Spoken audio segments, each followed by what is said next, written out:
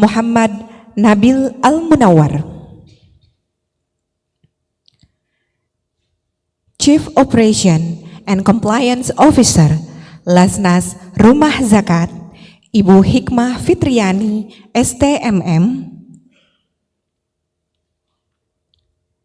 Professor Head of the Doctoral Program in Islamic Banking, UIN Syarif Hidayatullah, Jakarta, Profesor Nur Hidayah, SAG, MA, PhD, the Director of Research and Development, BAZNAS RI, Bapak Dr. Muhammad Hasbi Zainal, Professor, leaders of university, researchers, and academics, leaders of national, provincial, regency, city zakat collection institutions, sponsors, and media college. Assalamualaikum warahmatullahi wabarakatuh. Good morning, ladies and gentlemen. Welcome to the day 3 of the International Conference of Zakat, ICONZ 2025.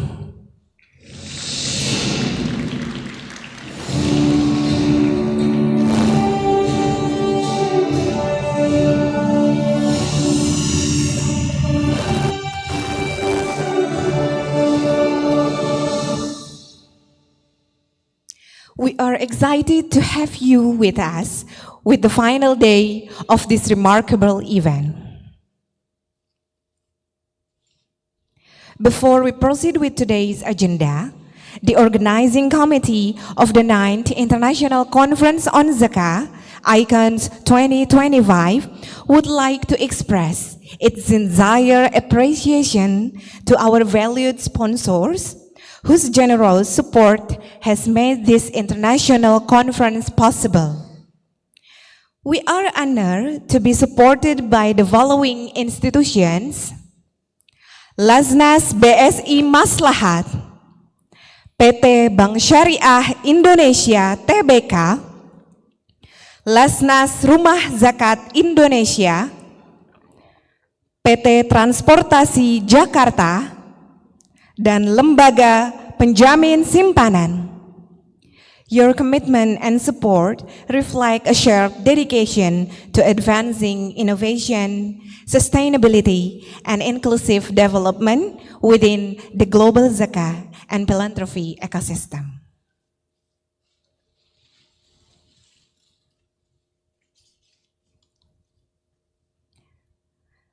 Ladies and gentlemen, we now proceed with our first keynote speech of the day on repositioning global zakah and wakaf, strengthening international collaboration for shared prosperity. Please join me in welcoming the General Secretary of the World Zakat and Wakaf Forum, WZWF, His Excellency Datu Dr. Muhammad Ghazali bin Muhammad Nur.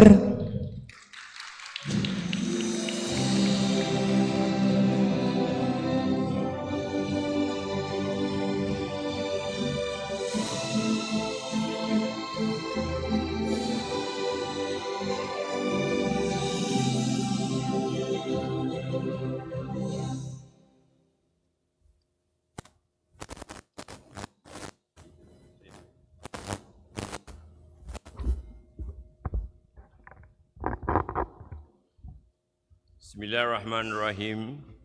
Alhamdulillahirabbil alamin. Wassalatu wassalamu ala Rasulillah wa ala alihi wa sahbihi ajma'in. Alhamdulillah, saya bersyukur kepada Ta'ala kerana dengan izinnya dapat kita bersama dalam dewan yang mulia ini dan universiti yang bersejarah. Hari ini adalah hari yang ketiga dan bagi saya hari yang kedua. Saya mengalu-alukan jemputan BAZNAS bagi saya berucap kepada hadirin yang telah diizin oleh Allah pada pagi ini. Dengan izin saya membaca ucapan dalam bahasa Inggeris sepertinya dihajati. It is a profound honor to address all of you. It is ICONZ 9th, the platform thought leaders where policymakers, innovators and university scholars unite to imagine a more just, compassionate and enduring world. Our theme today, as mentioned by Madam MC, Global Philosophy for Inclusive Humanity, Synergizing Faith-Based and Universal Values for a Sustainable Future, is deeply timely and deeply necessary. Why is it so? We are living in a fragile world that demands a new architecture of compassion. Yes, we live in a world filled with both great promise and immense fragility. Our era is marked by rising inequality of wealth, conflict, climate shocks, educational disruption through technology, and widening humanitarian needs that often exceed the capacity of government and markets alone to supply them.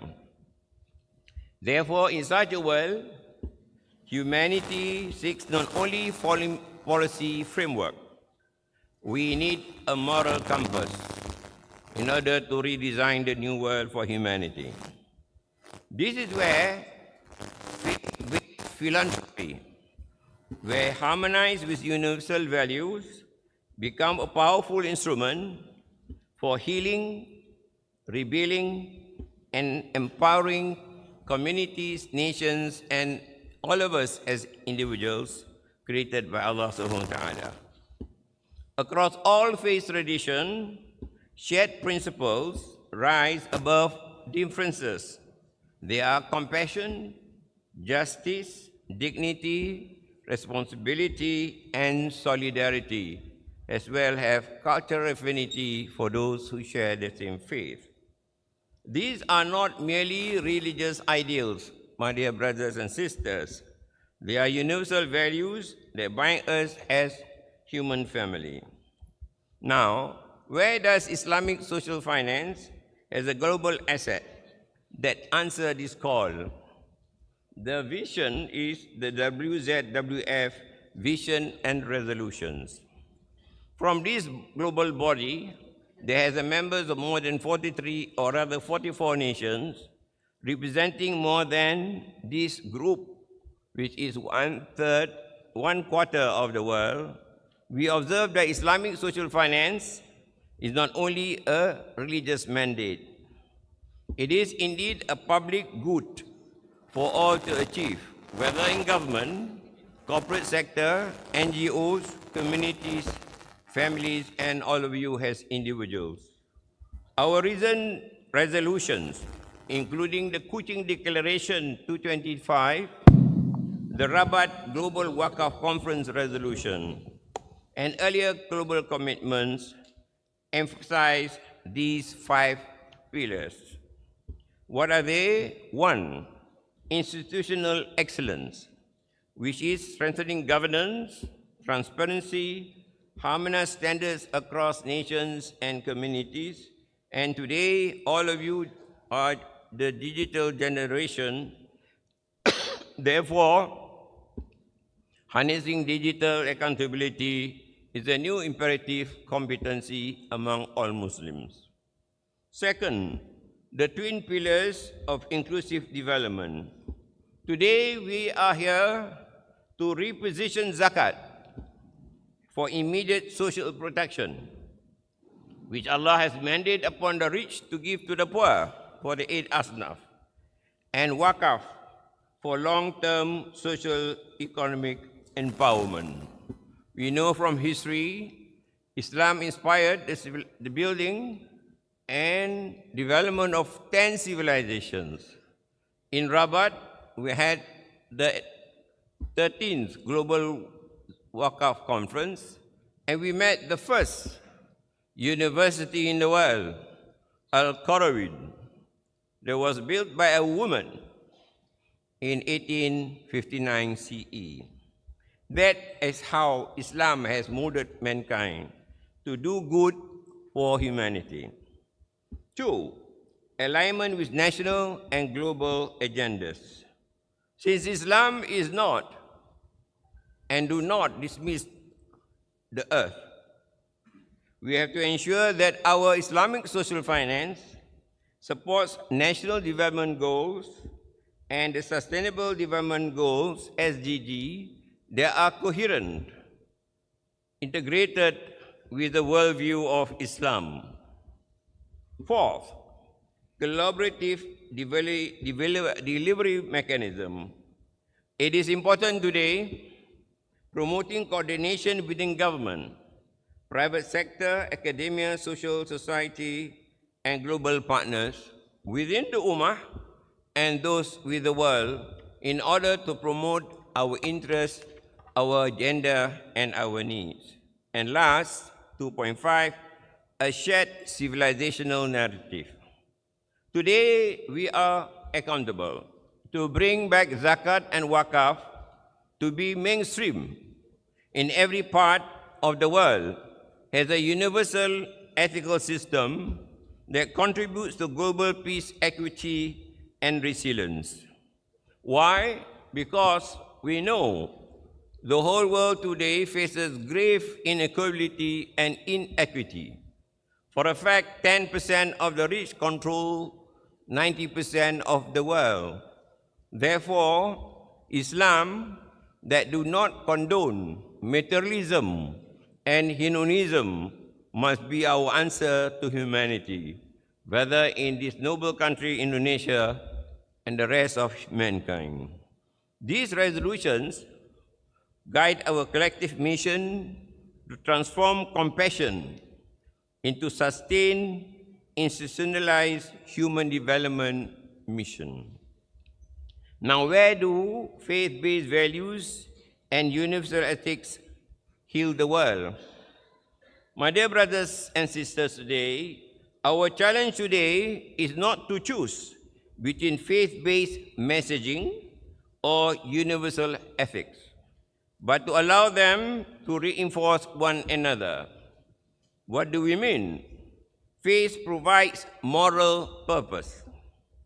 Universality provides inclusivity, and sustainability provides long-term stewardship of the cosmos and this world for mankind.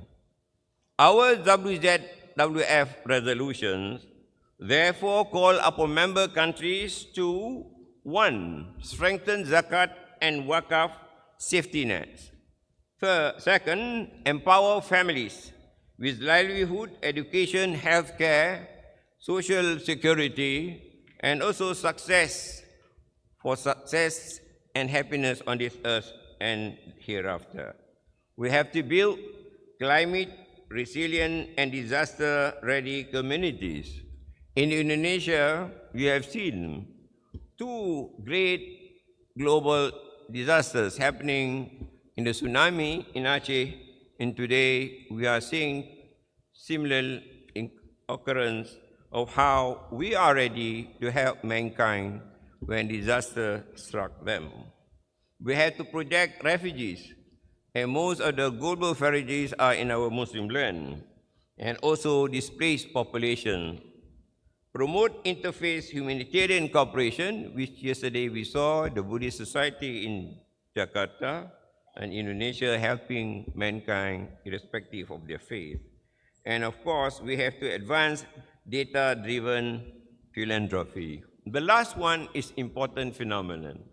In the good old days, you must remember, how do public good or amal jariyah get transported? They make the pilgrimage to Makkah as the vehicle of goodness. For your information, the ladies from North Africa, when the Hajj caravan passes by, they hand over their gold to maintain the haram. Today, we go to Mecca, perform the Hajj, do the Qurban, and do not leave anything for humanity. This is our problem, not understanding the performance of faith, not just a ritual compliance, but to understand the synergy of Islam's 5 pillars, not just observance in isolation and silo, but indeed for them to be together from the day we recite our Shahada, today we meet Allah subhanahu wa ta'ala. Therefore, for us, the day Eben was born until the day of Judgment, which all of you here today have to understand how technology helps us to recite together, to pray together, and to do good for our people of female faith and mankind, so they are guided to the truth. When this, and Islam is one of those beyond charity gesture. Fourth, what have to do? We must build institutions, ecosystem, and trust have been mentioned yesterday. That is why WZWF emphasizes the pillars of 1, governance, reform. Clear legislation on Zakat and Wakaf must now be worked hard by every political leadership in every Muslim country. I'm glad to know that the national Zakat law in Indonesia will soon become a fact. And Sharia compliance must be understood. We would love Professor to be Sharia-based, not Sharia compliant per se, because it is a compromise, technically. And we have to robust audits of our governance. There is no excuse to allow fellow Muslims make errors in usurping the wealth of the Muslim, or for that matter, non-Muslim. And therefore, transparency and honesty in our actions today is very important. For God rewards for those who are honest in fulfilling their amanah to Him. Number 2 is digital modernization. Unified databases, beneficiary registries, and real-time tracking platforms are necessary. You may remember in the recent COVID incident in Malaysia, from my recollection, the poor were the most hit because they don't have any handphone.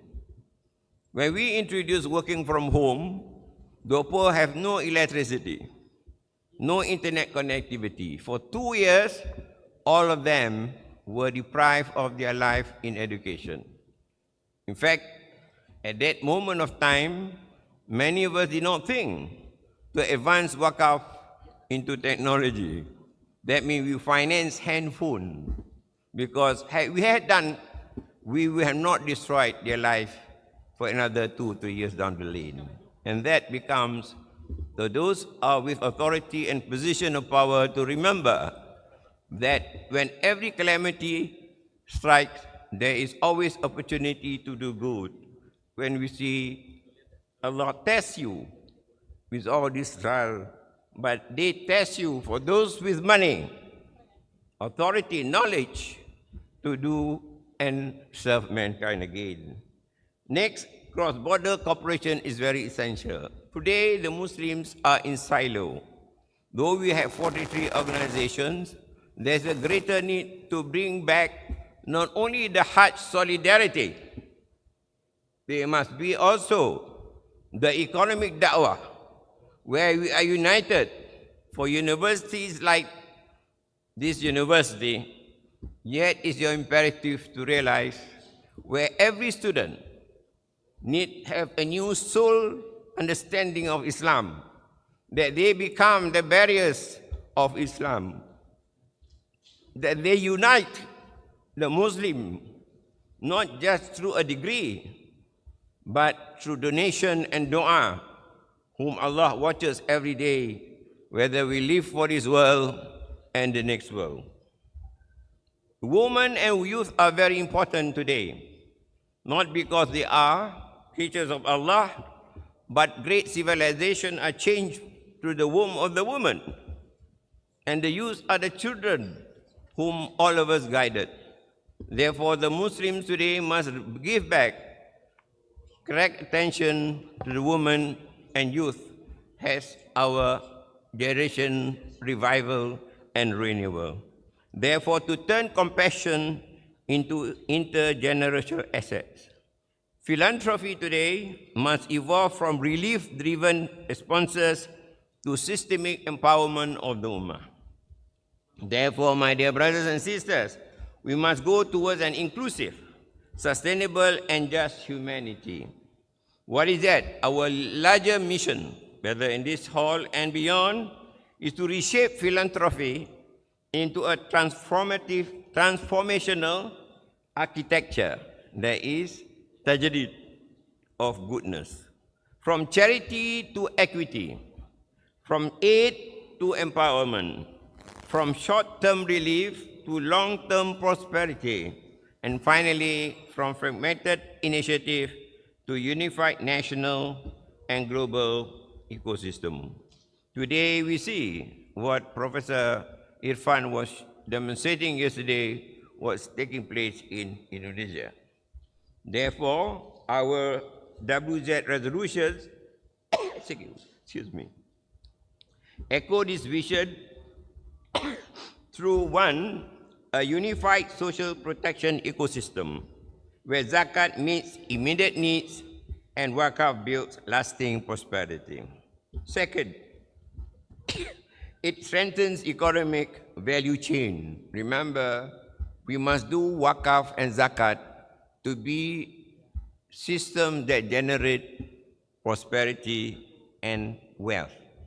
Wakaf cannot be static, neither Zakat is static. You can make Zakat itself an economic dynamo.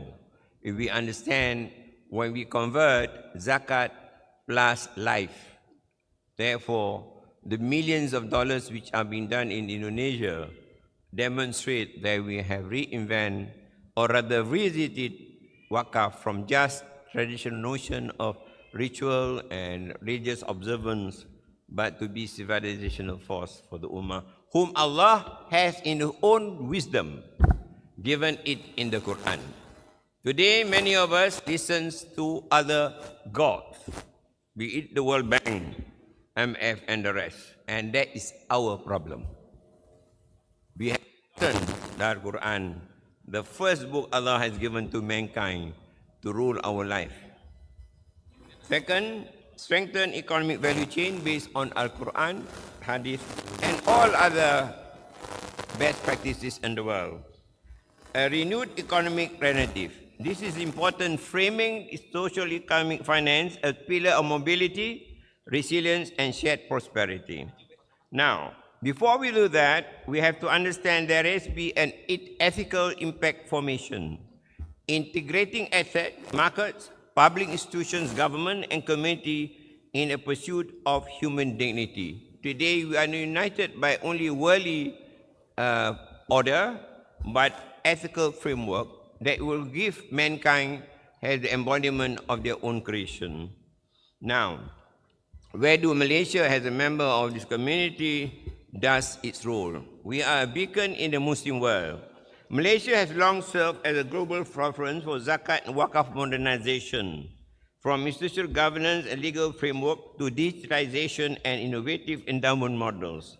Our national journey through Vision 2020 and its global extension to the IDB Vision 1440, which I had the privilege to operationalize and demonstrate the power of value-driven development anchored on integrity excellence based upon Maqasid Sharia after the 100 years fall of the Ottoman history in 2006. Malaysia leadership continues to inform WZWF Global Framework today. Now, your country, Indonesian success, has become a global reference point for Zakat excellence. It is equally important to acknowledge another nation who is our member had progressed, inspired the international Zakat community, which is Indonesia, Raya. Today, Indonesia stands among the world's most advanced Zakat Wakaf system, admired globally for one, a strong legislative and institutional framework. You have a clear national Zakat law supported by the Ministry of Religious Affairs and implemented nationwide, which all of you represent today. BAZNAS is the professional Zakat authority. Not all countries have that privilege, where they deliver exemplary governance, impactful distribution, and transparent public reporting from what we heard yesterday. Now, digital modernization, there is real-time monitoring, e-payment system, beneficiary analytics, and high-trust digital platform has been your own sharing to the world to follow.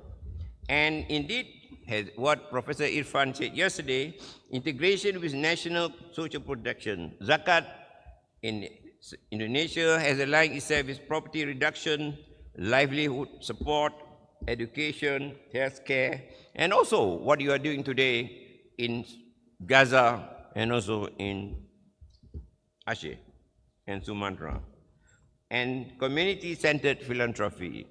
Through BAZNAS, Zakat reaches remote villages, Islamic boarding schools, conflict-affected zones, and underserved population.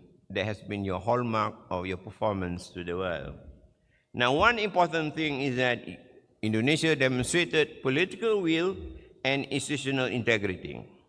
A nation commitment involving BAZNAS, Badan Wakaf Indonesia, and the broader ecosystem demonstrates the will of your nation to have Islamic economics, social finance back into the country. And also humanitarian solidarity in action. Your aid to Gaza. Indonesian leadership extends beyond its borders. In 2025, BAZNAS demonstrated exceptional solidarity by successfully delivering 35,000 food aid packages to Gaza, following a coordinated relief mission through Rafah crossing with Egypt. These packages, consisting of essential food staples like rice, flour, ready-to-eat meals, tuna, dates, and energy bars, reach families enduring severe shortages. In addition, BAZNAS allocated IDR 7 billion for psychosocial support and cash for work programs benefiting 33,000 displaced Palestinians, including vulnerable children and traumatized communities.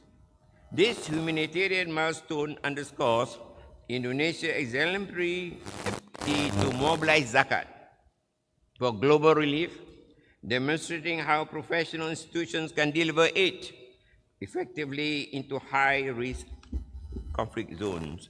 Indonesia, my dear brothers and sisters, have been called in multiple World Zakat Wakaf Conference resolutions a global model modern Zakat, proving when faith, professionalism, and compassion converge, Zakat becomes a transformative global force. The final point to all of you is this: a call to collective leadership. From resolutions today to realization, we must be committed today to make what we say have to be done. Therefore, our leadership at all levels is required to advance Zakat and Wakaf reform. Second, embrace data, innovation, and real-time transparency. Strengthen regional and global cooperation. Elevate women and force as future architects of social finance and change. Protect vulnerable populations. Build resilient institutions and communities, and reframe philosophy as an instrument of civilization building. Today, you have shown Indonesia your compassion into a global strategy. It advances inclusive humanity, and today WZWF honor you for your achievement. Therefore, we have to remember three truths in the world today. One, compassion is our inheritance. Second, justice is our shared responsibility. Philanthropy becomes a bridge between faith and universal ethics, we do far more than alleviating suffering. We built a civilization grounded in mercy, dignity, and stability for the sake of Allah and mankind. Wabillahi taufiq wa hidayah. Wassalamualaikum warahmatullahi wabarakatuh. Waalaikumsalam warahmatullahi wabarakatuh. Thank you, His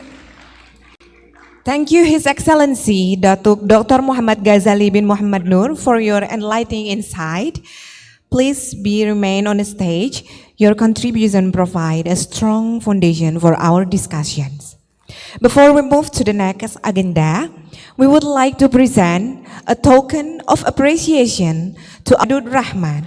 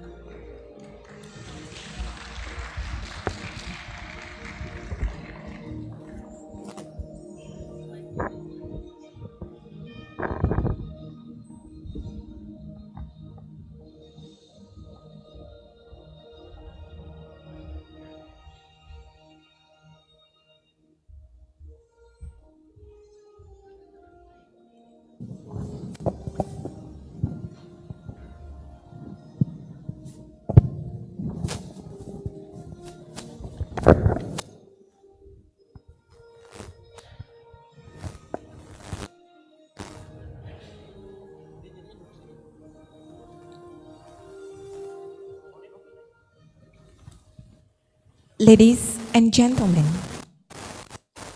we are ready to begin the plenary session for Dialogue World Zakat and Philanthropy Part 1, Designing a Global Transform for Humanity and Shared Prosperity. The objective of these sessions is to strengthen regional operation and knowledge exchange among Zakat institutions through policy dialogue, sharing of best practices, and the development of collaborative framework that promotes inclusive growth, digital innovation, and sustainable Zakat governance for poverty alleviation and social welfare in regions. To guide us through these important sessions, I'm pleased to invite our moderator, Associate Professor, Faculty of Economic and Business, UIN Syarif Hidayat.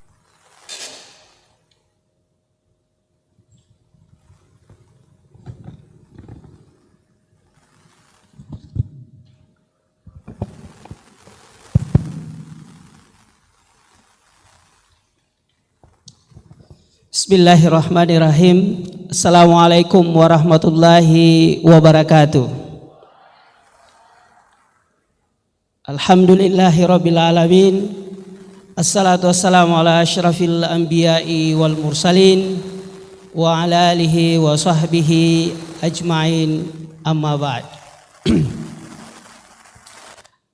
Ladies and gentlemen, respected participants, distinguished invited speakers, and respected scholars and colleges around the world, good morning, selamat pagi. It is an honor for me to chair this important plenary session, and I would like to give my appreciation to organizing committee for appointing me as a moderator today. It is also my great pleasure to welcome all of you to our plenary session. This session, digital innovation and sustainable Zakat framework for poverty reduction and social welfare. So from this session, we hope that we can deepen our understanding about how Zakat and philanthropy can develop into a truly global force for human development. Before we start our session, I would like to introduce briefly our invited speakers. We have 3 invited speakers for this session. The first speaker is Dr. Imdadur Rahmat. He is a deputy of Zakat Disbursement, BAZNAS Republic of Indonesia. He is also a prominent Indonesian intellectual whose work spanning from human rights, democracy, religious freedom, pluralism, and gender justice, especially from an Islamic perspective.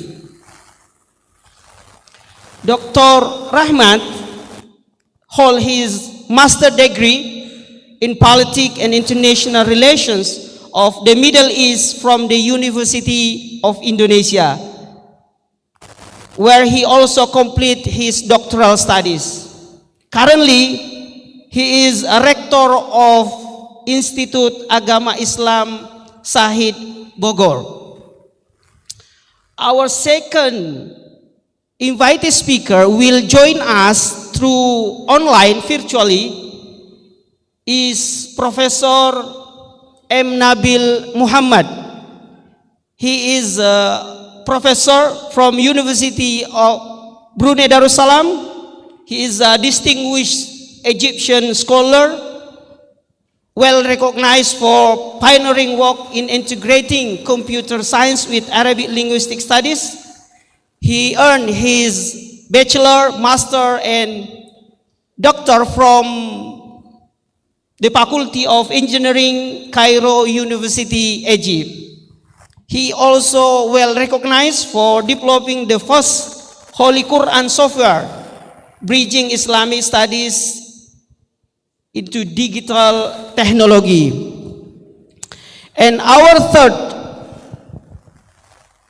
speaker is Ibu Hikmah Fitriani. She is a Chief Operational Officer at Rumah Zakat.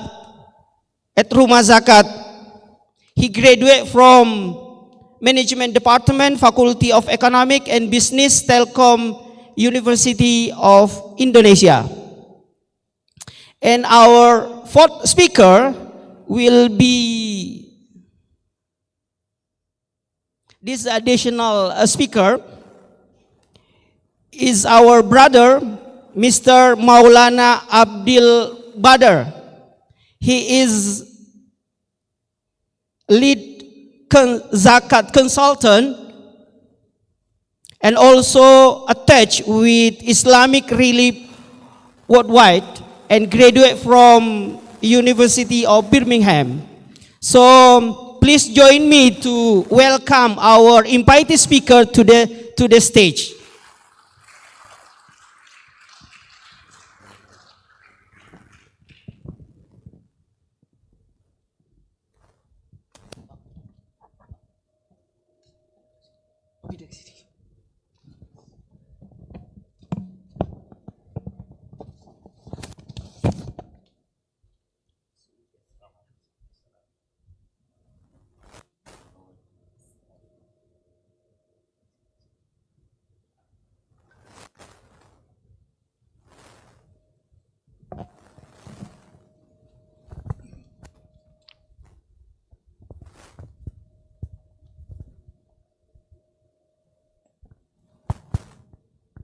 Okay, ladies and gentlemen, because our invited speakers already sit, so we will start our presentations, and I would like to inform that we have a very limited time to present the slides. We have 45 minutes to all the speakers, so the speaker will be allocated only 15 minutes to share their perspective, their thought about the topic today. So our first speaker will be Dr. Imdadur Rahmat. He is going to talk about strengthening zakat distribution and utilization for sustainable poverty alleviation, a collaborative approach for regional growth and social welfare. So, Dr. Rahmat, the floor is yours. Please proceed with 15 minutes presentations. Thank you very much. Assalamualaikum warahmatullahi wabarakatuh. Bismillah walhamdulillah wassalatu wassalamu ala sayyidina Muhammad Rasulillah wa ala alihi wa ashabihi wa man tabi'a sunnatahu wa wala. La hawla wa la quwata illa billah. Amma ba'd, distinguished speakers and honorable guests, especially Dato Dr. Muhammad Ghazali, the chairman of World Zakat and Wakaf Forum. Ahlan wa sahlan bi hudurikum, Syekh. And also Mr. Maulana Adil Bader, come from UK. Ahlan wa sahlan. And also Professor Muhammad Nabil Al-Munawwar with us, join us by Zoom. And also Ibu Hikmah Fitriani, chairman of Rumah Zakat. And our moderator today, Professor Ali Rama. And associate professor means dua, inshallah. Very close, very close. And all of participants, rahimakumullah. Today, my topic is strengthening zakat distribution and utilization for sustainable poverty alleviation, a collaborative approach for regional growth and social welfare. Allow me to straight to the point because our time is very limited. Please, next slide. Next slide. Yeah. First, I would like to describe the map of poverty in Indonesia. This picture demonstrates the map of poverty in our country. We see that the largest amount of poverty rate is located in Java by 52.49%. And the second largest is located in Sumatra by 22.01%. And the third, Bali and Nusa Tenggara. These pictures reflect that poverty in our country still very significant. But the good news is the trend from year to year, the rate of poverty decrease by 0.2 until 0.3%. Next slide. Yeah. The previous is bad news and this one is good news, inshallah. Because we have potential to grab zakat is very, very big. Total potential of zakat we can grab is 327 trillion rupiah a month. But this is potential. And the reality we only can collect in the last month, 2024,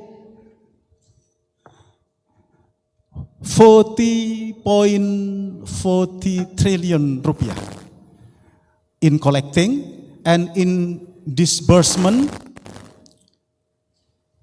39 trillion point 33 rupiah.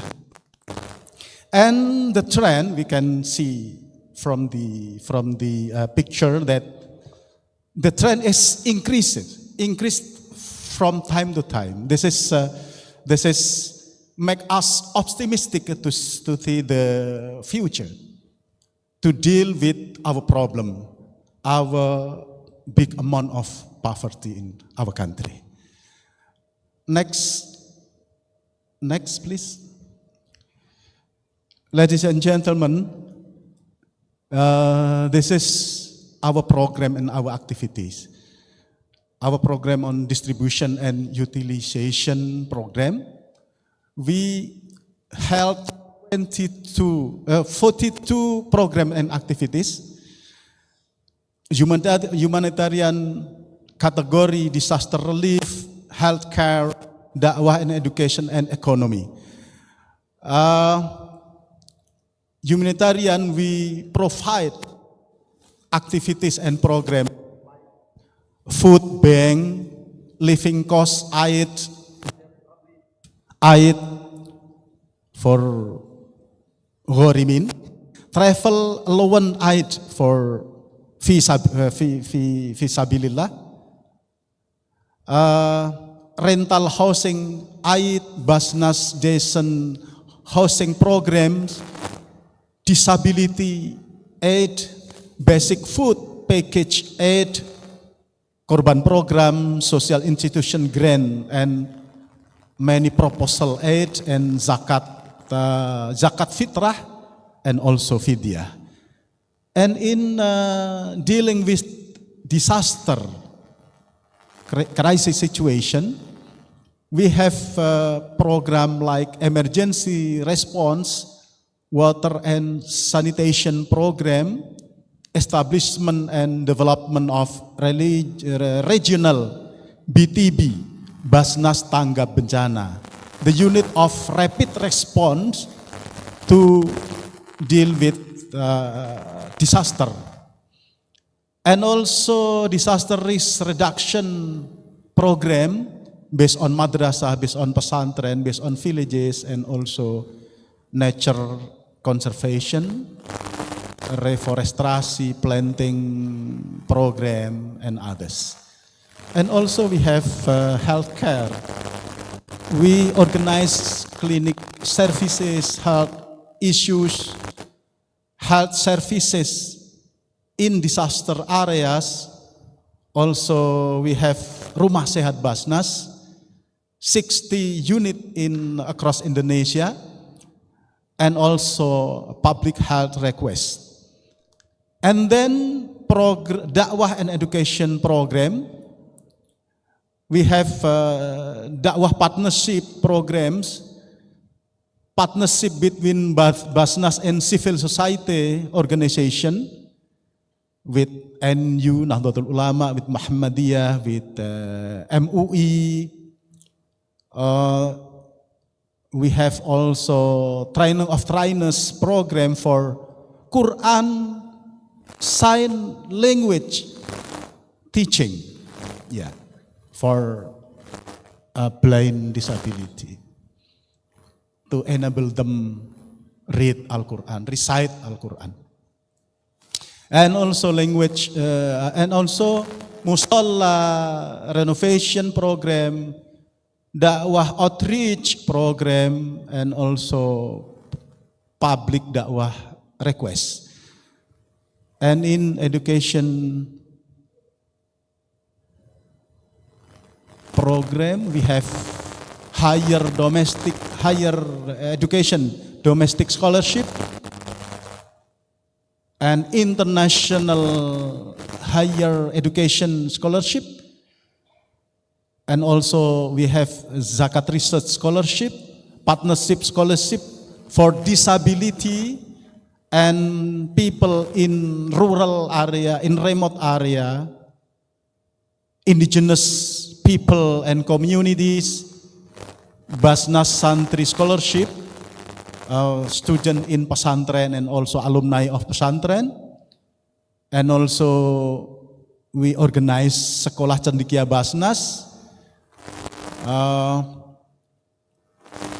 junior high school and also high school, and vocational scholarship programs, and also preparation for ulama with Majelis Ulama Indonesia scholarship, and also madrasah eligible for learning program to rehabilitation of building of madrasah like that, public education request. And in economy empowerment, we have two categories: rural economy and urban economy.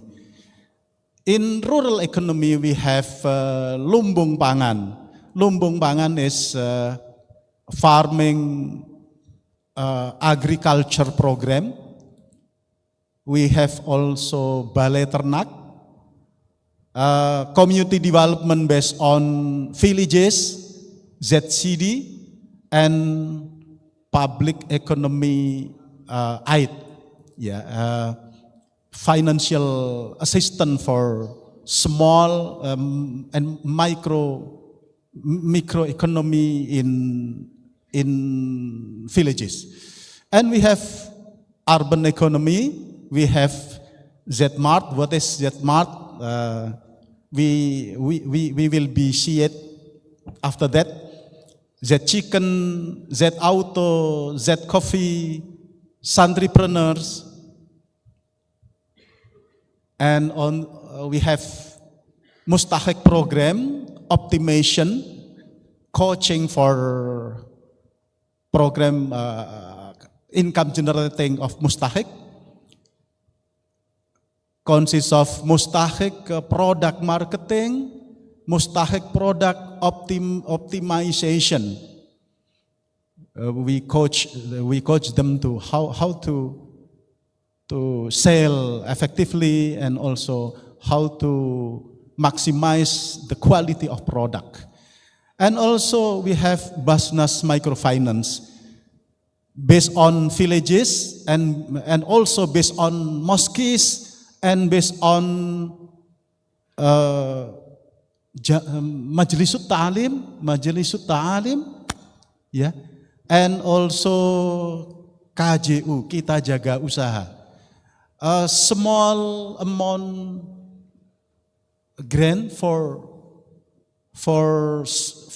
micro enterprise to support them past crisis situation during COVID-19. And then we can pass it. Yeah. Next slide. Now, we also have a priority distribution program, BAZNAS Disaster Response Team. Nowadays, they work in Sumatra. We have 100 staff and volunteers, and also doctors that they are working today in Sumatra. We have Rumah Sehat BAZNAS, clinic provide basic healthcare to Mustahik. We have approximately 60 units in entire Indonesia. We have also BAZNAS Decent Housing Program, Bedah Rumah. We provide assistance to Mustahik, 1,000 in Indonesia. We also have scholarship, higher education, internal or external, in Indonesia and also in outside. Cendekia BAZNAS scholarship. Next, yeah. This is, 2019, 2020 priority program in economy empowerment. We have lumbung pangan. We support and also assist farmers with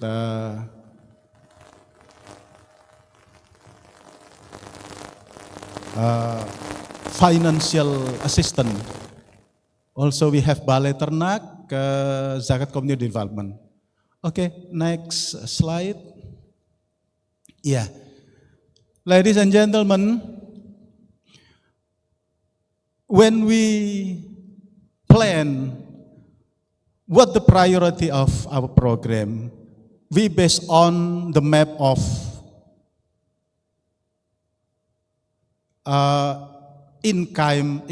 mustahik income decile. Yeah. This picture reflect that the decile 1, decile 2, decile 1, decile 2 is target group of distribution of charity. Yeah. And then decile 3, 4, 5 is target group of economic program, productive economic empowerment. Okay, next slide. This is our framework.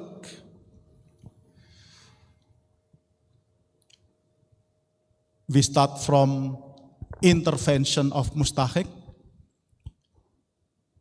We organize program intervention, distribution and utilization program, and then we hope that this program result transformation, moving out of poverty. Mustahik become pull out from poverty line, and then they moving out from mustahik to muzaki. This framework of transformation become the goal of the maqasidul a'la min zakah, from zakah management, managing transition, taghayyur ilal aslah, hada khata, laisa asalah, aslah, afwan, ini salah ketik ini. Boleh selanjutnya? Ya. We have Zakatnomic empowerment triangle concept. Consists of access, growth, and then social justice as a result. Next slide. Yeah. Excuse me, turn to before. Yeah. Access. Ladies and gentlemen, zakah bring access to any people to access basic need and to do business. People live in poverty in many cases, come from lack of opportunity. So zakah enable them to have opportunity to realize equal opportunity for poor to start doing business. And the second, growth. Zakah support mustahik to build capability, productivity, sustainability, and then they can be resilient and autonomy and independence.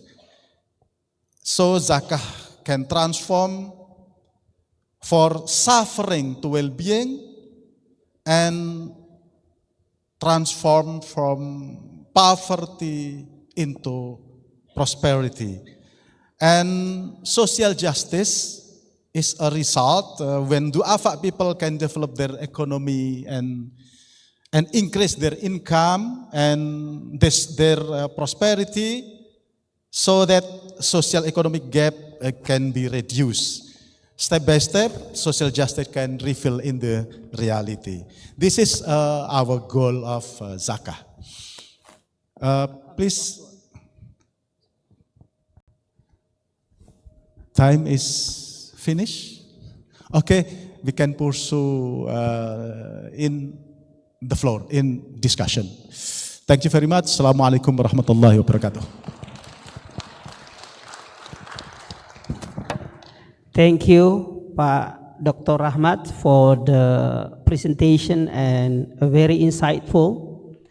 As we learn, listening from his presentation, that he explained more about the best practice from BAZNAS, and as we see from the screen that BAZNAS have developed around 42 programs, including in terms of humanitarian, disaster relief, health, da'wah, and education, and economy as well. So this gives us how BAZNAS involved in poverty reductions in our country, in Indonesia. And now we are moving to the next invited speaker. Will join us with Zoom. Professor M. Nabil Muhammad is going to talk with the topic Designing Digital Zakat System that work, usability, trust, and sustain impact. So, Prof. Nabil, we are delighted to have you here, and the screen is yours now for the next 15 minutes. So you have 15 minutes to deliver your slides.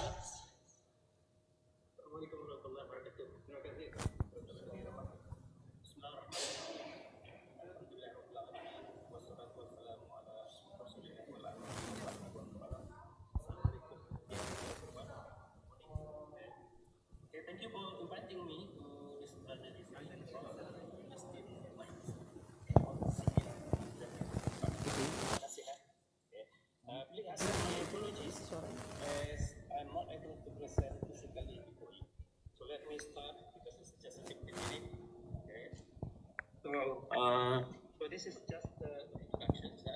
We know already that Zakat is one of the pillars of Islam.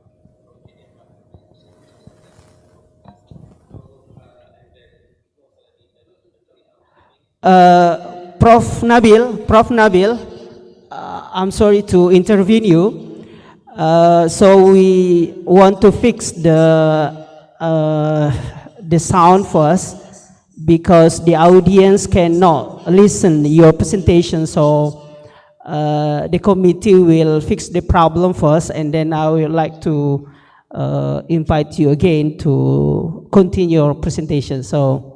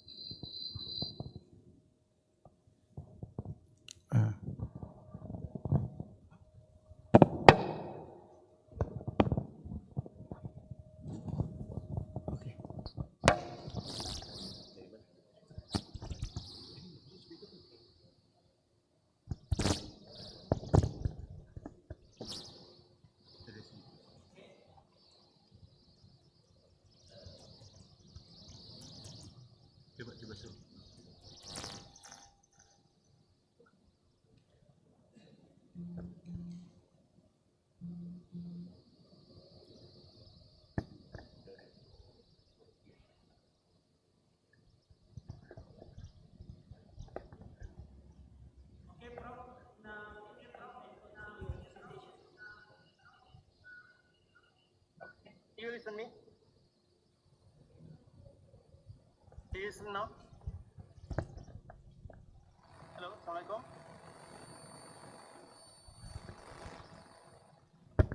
Can I proceed? Can I feedback? Can you listen me?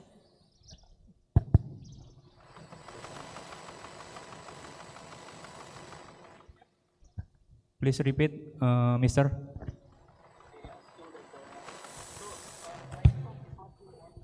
Discussing about the tools and then the frameworks to for the unifications or for the integrations of Zakat. So I think that my view is Zakat is a system that integrates religious obligation with social economic responsibility to address poverty and inequalities. The massive economic scale of Zakat, immense potentials. The global Zakat potential is estimated 200 to 1 trillion annually. Indonesia has a potential 327 trillion. This figure is not that updated in the last 5 years. Probably now is already moved to 400 or 500 trillions. So it's a big potential. It's a sustainable social finance. A built-in yearly replenished pools of capital for community development distinct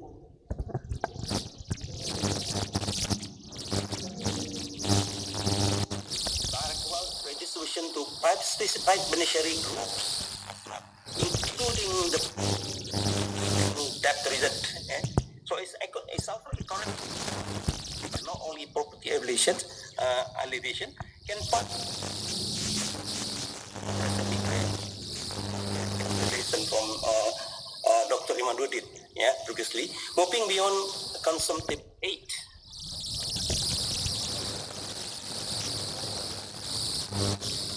Some problems in realizing Zakat.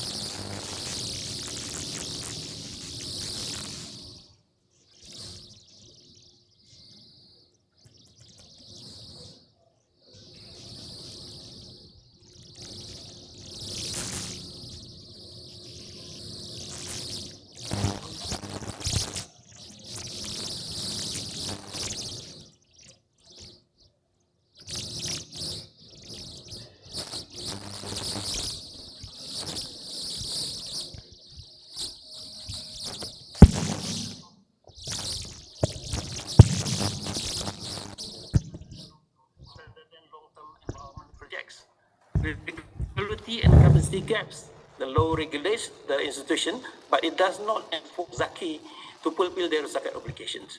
And then some weak of professionalism of Zakat institution and limited digital integrations. Now, good news is the rapid growth.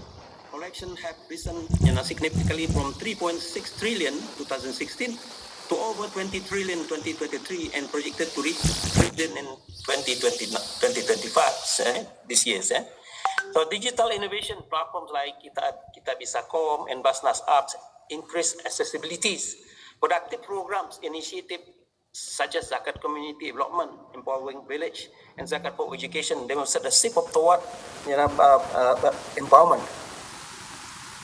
And the basic construct of this actually basically the Zakat is focus on AMIL. This is a very powerful institution actually. So that you have this the basic Zakat system. You have AMIL in the middle, and then Muzaki and the Mustahik. So AMIL is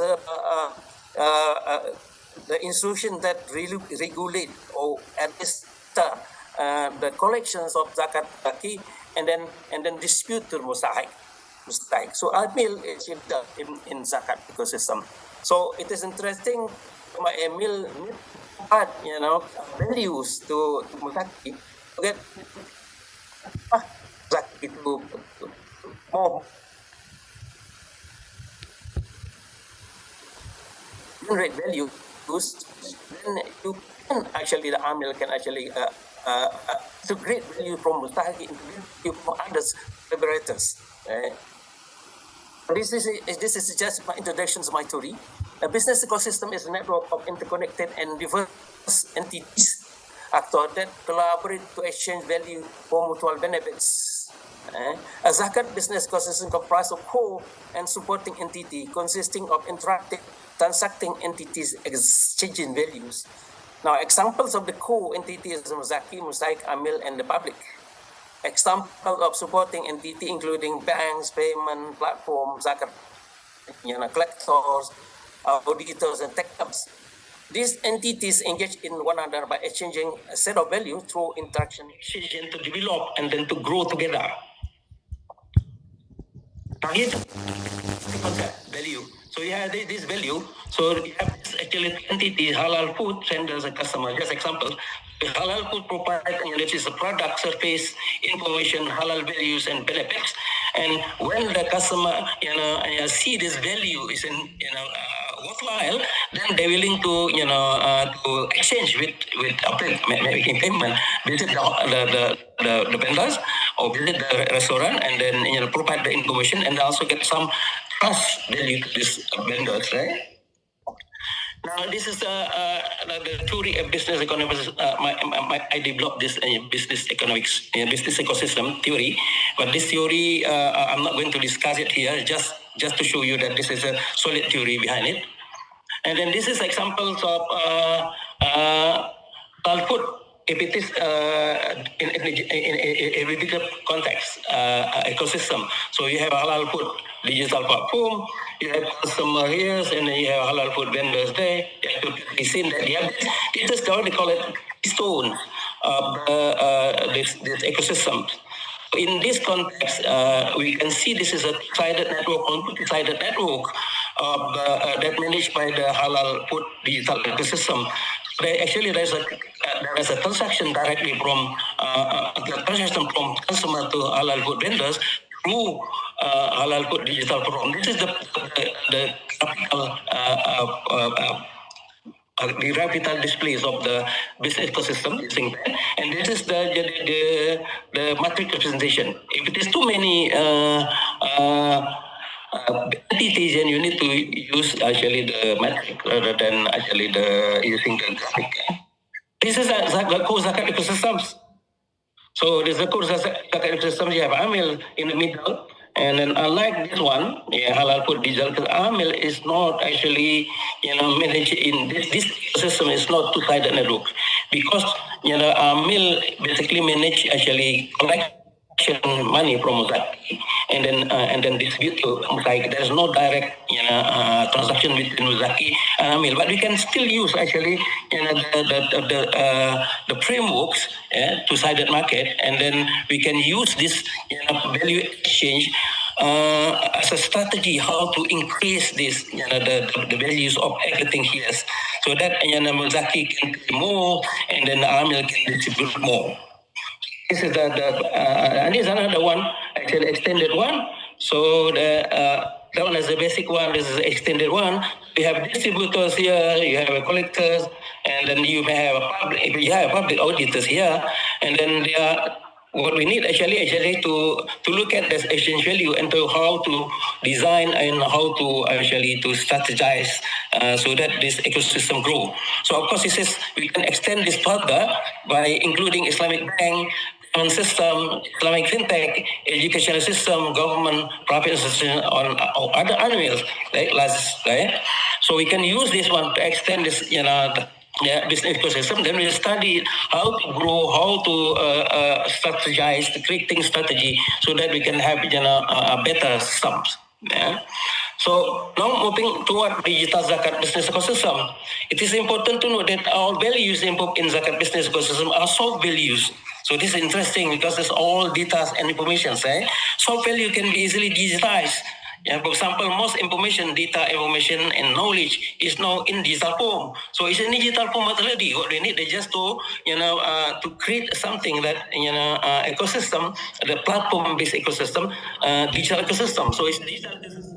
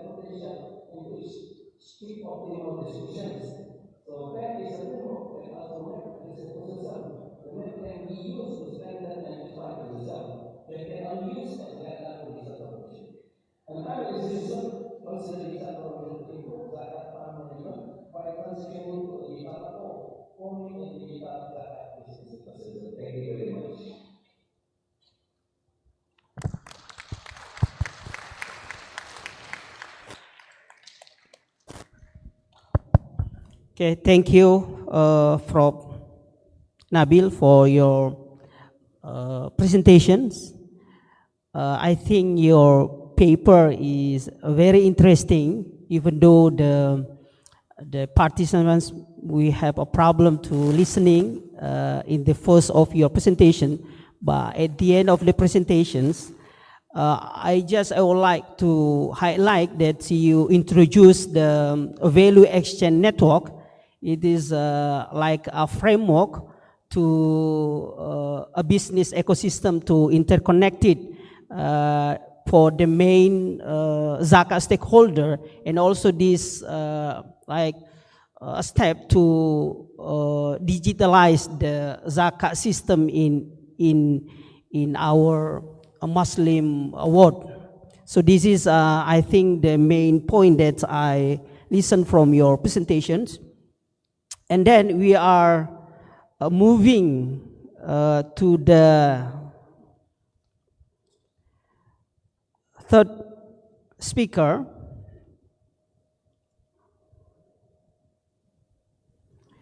Is Ibu Hikmah Pitriani from Rumah Zakat.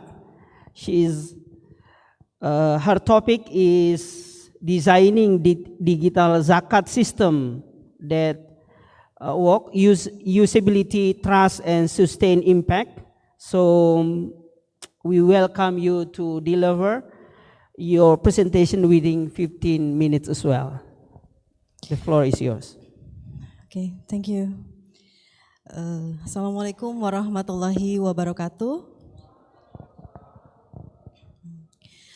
Distinguished speakers and participants here, it is an honor and also a responsibility for me as a representative of Rumah Zakat to stand before you today at the 9th International Conference of on Zakat ICONZ that BAZNAS. Our session focused on a topic that lies the heart of the future Islamic social finance. How do we design digital Zakat system that not only just function but truly work system that are usable, trustworthy, and capable of sustaining long-term impact? Today, I will share our digital transformation journey, the lesson that we have learned, and the innovation we believe can strengthen global Zakat governance in the years ahead. Ladies and gentlemen, over 27 years, Rumah Zakat has been committed to empowering communities across Indonesia. Alhamdulillah, with the support of donors, volunteers, and partners, we have served more than 52 billion beneficiaries, empowered 1,071 villages, supported 17 formal schools and 7 health clinics, and connected with 162,000 donors who continue to put their trust in us. We are strengthened by the implementation of ISO 30071/2016, which we have received last month. And we also consistent qualified opinion from financial auditor. And also, Alhamdulillah, we have full Syariah audits conducted by Kementerian Agama Republik Indonesia.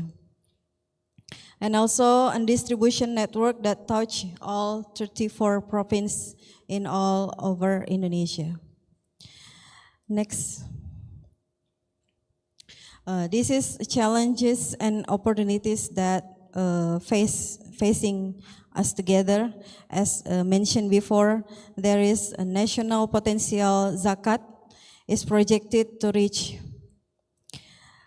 338 until 342 trillion, and we just collect estimated only around, as I mentioned, BAZNAS before, only up to 40 trillion rupiah.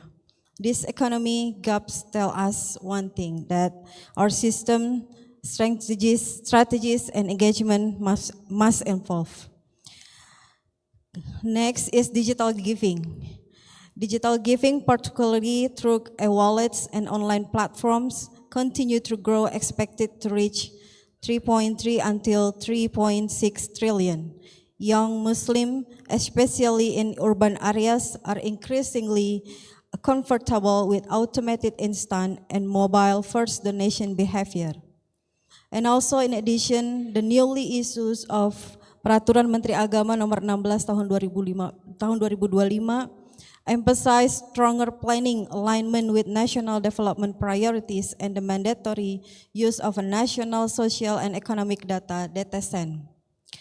This regulation pushes all Zakat institutions towards better integration, transparency, and evidence-based programming. Next slide. Now, the conventional Zakat governance alone cannot meet the expectation of today's donors and complexity of today's social challenge.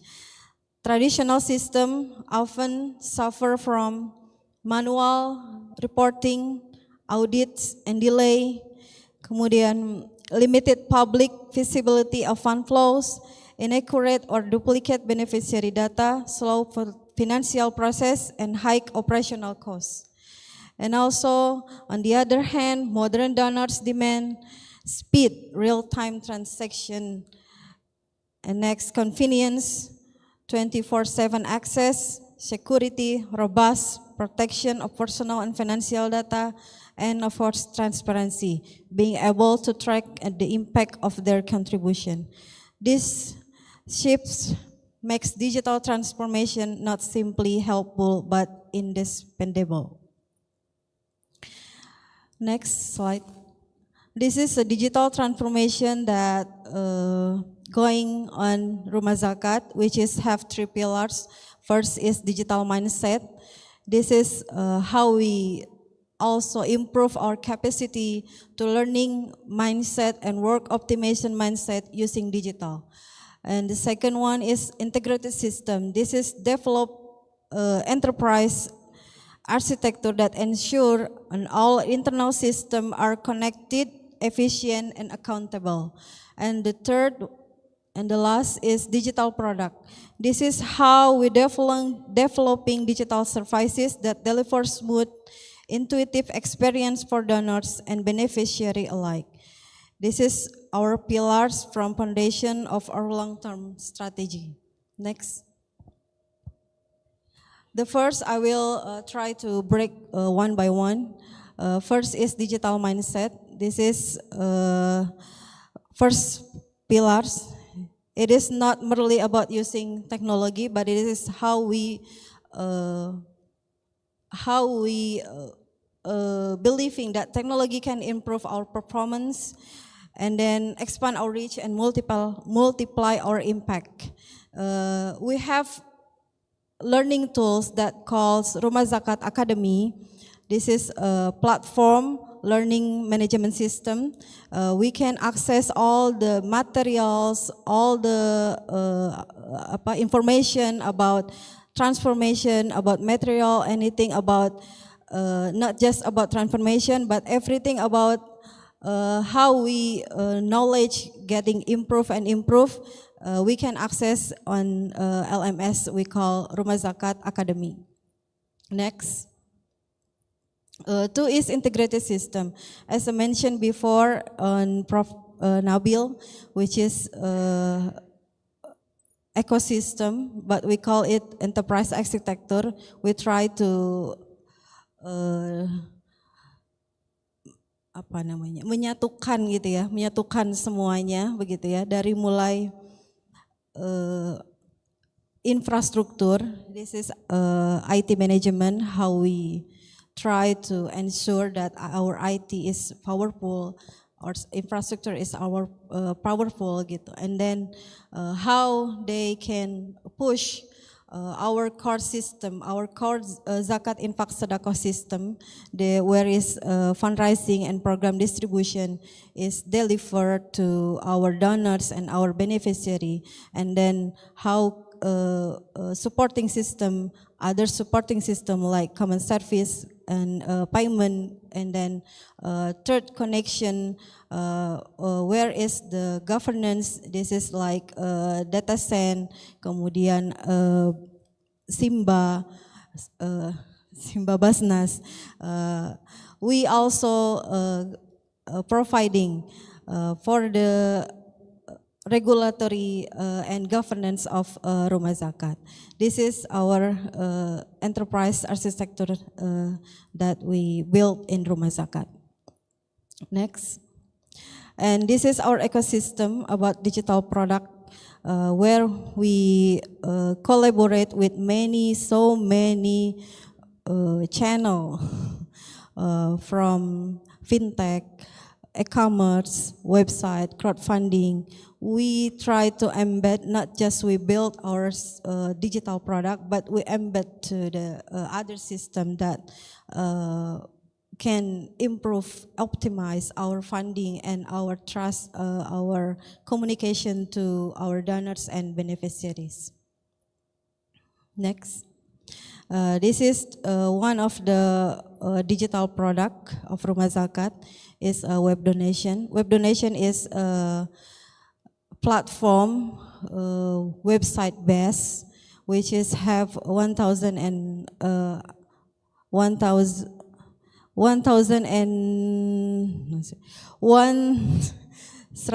ya, hampir 100.000 user, unique user yang sudah aktif berdonasi di web donasinya Rumah Zakat, which is the growth is very always tumbuh begitu ya, increase. And then we start it from 2018 and until now it is its contribution almost 30% of our funding. And then next. And then Infak ID. Infak ID is kotak infak, which is transformed to digital payment. Now we have QRIS that we deliver to retail and store. This is one of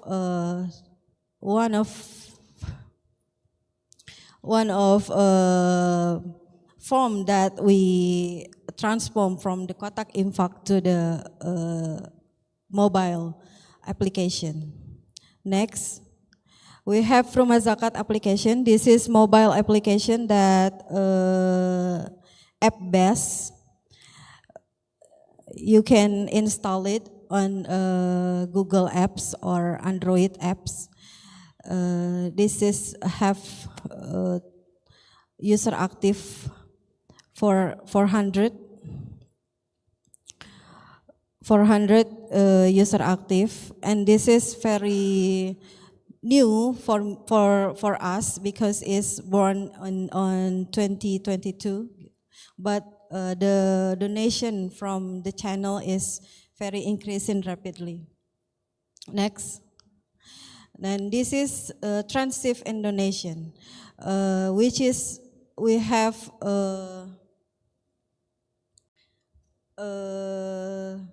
move, which is we have moved from this pass to the next pass. First is visit online. where the donation are made physically, come to the mosque, kemudian donation boxes, branches office, and doing cash payment or manual administration and recording process. And then we come to the next era, which is web donasi. This is donation through mobile apps, website, and e-wallets, QRIS, donation marketplace. As I mentioned before, digital payments, are more faster and more secure, and we have a real-time notification and reports directly sent to our donors, and you can donate anytime and anywhere. And then we go to the mobile first, which is we now trying to have a personal wallet in our donation platform.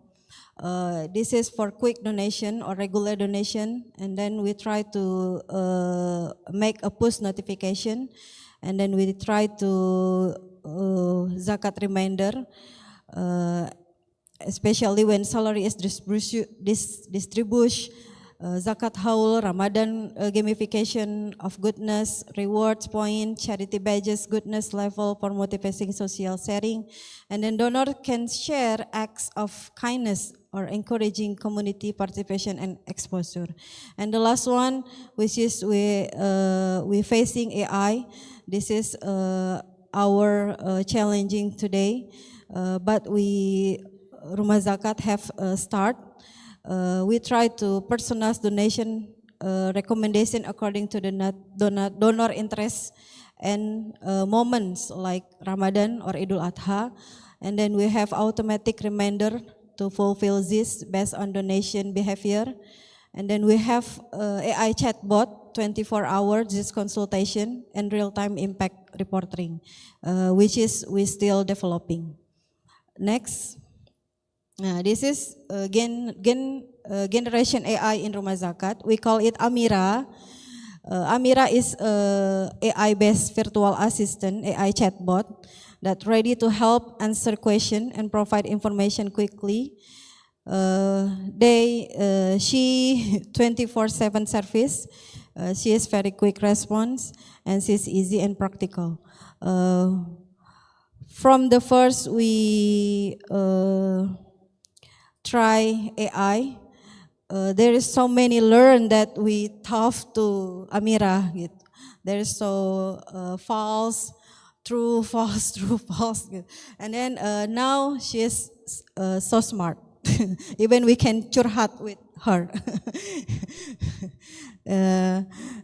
We just implement Amira in first year of 2025, and satisfaction of his service is good, Alhamdulillah. And this is we trying to get better experience and practical more about AI and how we can optimize our technology, not just to optimize our donors, our funding, our collection zakat, but also experience to donors and then to beneficiary, and then how we more get connected to regulatory, especially for DTSN and of course BAZNAS, so that governance is fulfilled to Rumah Zakat. Thank you so much. I hope you enjoy our presentation. Thank you. Assalamualaikum warahmatullahi wabarakatuh. Thank you, Ibu Fitriani, with the long experience of zakat. She mentioned that the Rumah Zakat has established for 27 years and give 52 million beneficiaries for I think Indonesian and global as well. So, and interestingly, that Rumah Zakat has transformed to digital. As we listen from her presentation that has impact ID, RS application, and also the last Amira is a AI chatbot based on virtual assistant. So maybe the question why we call is Amira, why is not Emir, for example? So is an interest because in BSc I think there is Aisha, so all the refer to the female, so there is no male. So there is maybe for the next. Very interesting. Thank you so much. So we give a big applause to our 3 invited speakers. And then we are moving to the last speakers.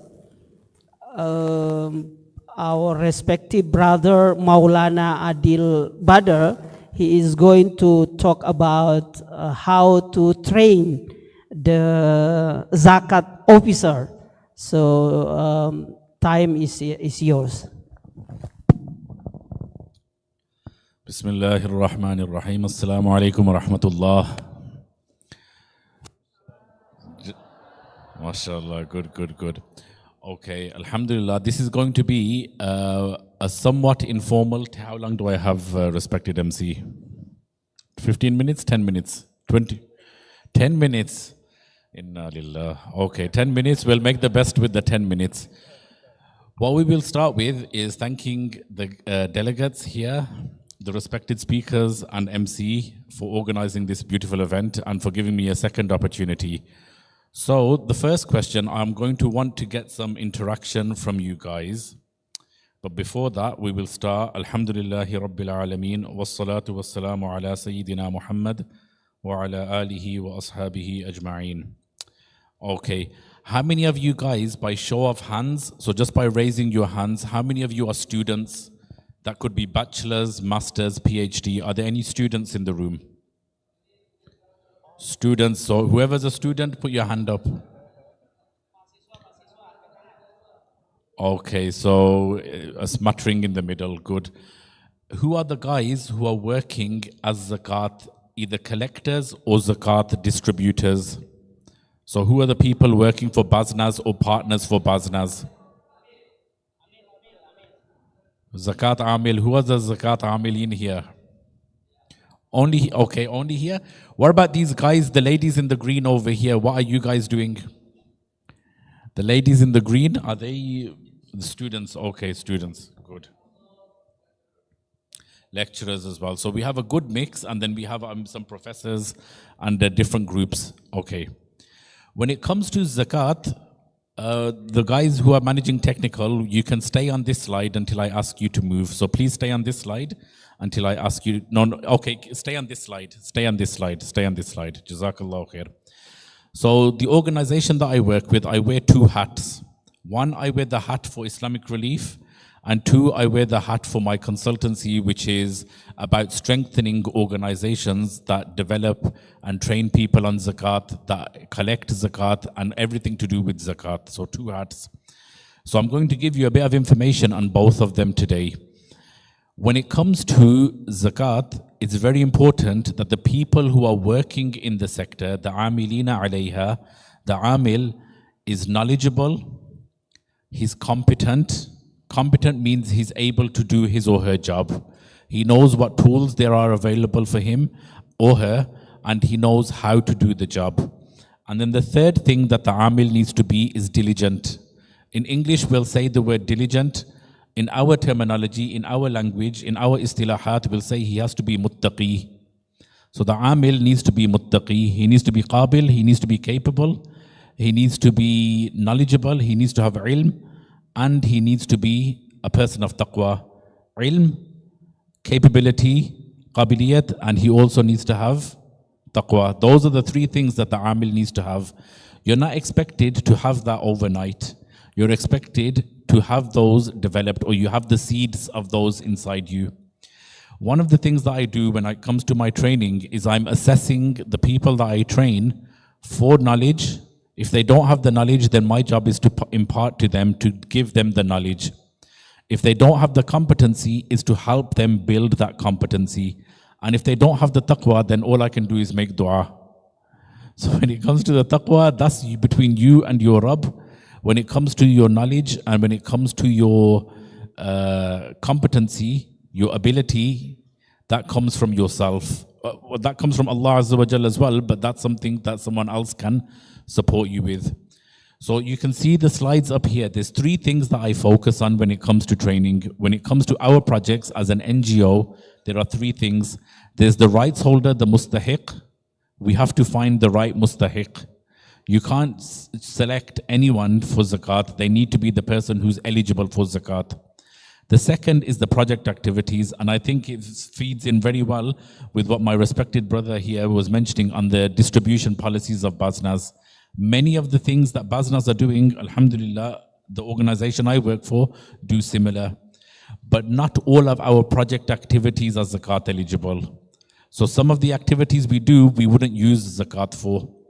And then the third thing that you've got up there is on a budget assessment. So we produce a budget. The way that our sector works, the NGO sector, when it comes to zakat, is you produce a budget for a project. So this is how much the item will cost. This is how much transportation. This is the cost of our worker. This is the cost of electricity. This is the cost of photographs. This is the cost of banners. Everything has to be priced. Everything has to have a cost. Of those lines, of those budget lines, not everything we do can be funded through zakat. So we wouldn't use the cameraman and paying his salary from zakat. We wouldn't have the banner and have that covered from zakat. So there's different things that we can use zakat for and some things that we can't. What I will give to you then is the next slide, which will be, if you go to slide, next slide please. Next. Next. Next. Next. Next. Next. Okay, as an example, when it comes to project activities. So what we have here, I hope the screen is large enough for you to see. Can you guys read what's written on the screen? No? Okay. When it comes, can I move around the stage? Okay. I'm tired of sitting and I like to stretch my legs. So when it comes to training, in our projects, when we deliver zakat, we'll sometimes have training for our staff. So our staff in our organization, who would be the equivalent of the amil here, sometimes we need to give them training to do the job. We do not use zakat money to train our staff. And the reason we don't do that is because we consider it the organization's responsibility to train the zakat amil. We don't consider it the mustahiq or the fuqara or the masakin to pay for our staff to be trained. So in our model, and this isn't a comment on anyone else's, I'm just explaining how we work. In our model, our training for staff comes from non-zakat. It will either come from sadaqah or institutional funding. Then, when it comes to the rights holder, the mustahiq, we also provide training to the rights holder, okay? So we could give them livelihoods training, school education, university education, maybe we're giving some business training to a widow or female-headed households, different types of training. Okay, sometimes it's youth, we're giving youth skills in order for them to develop a business or go into the marketplace with some skills that they can use, carpentry or woodwork or building, whatever the skill may be. In the sector that we work, there's also a requirement from the sector, the NGO sector, for us to give what we would term values-based trainings, okay?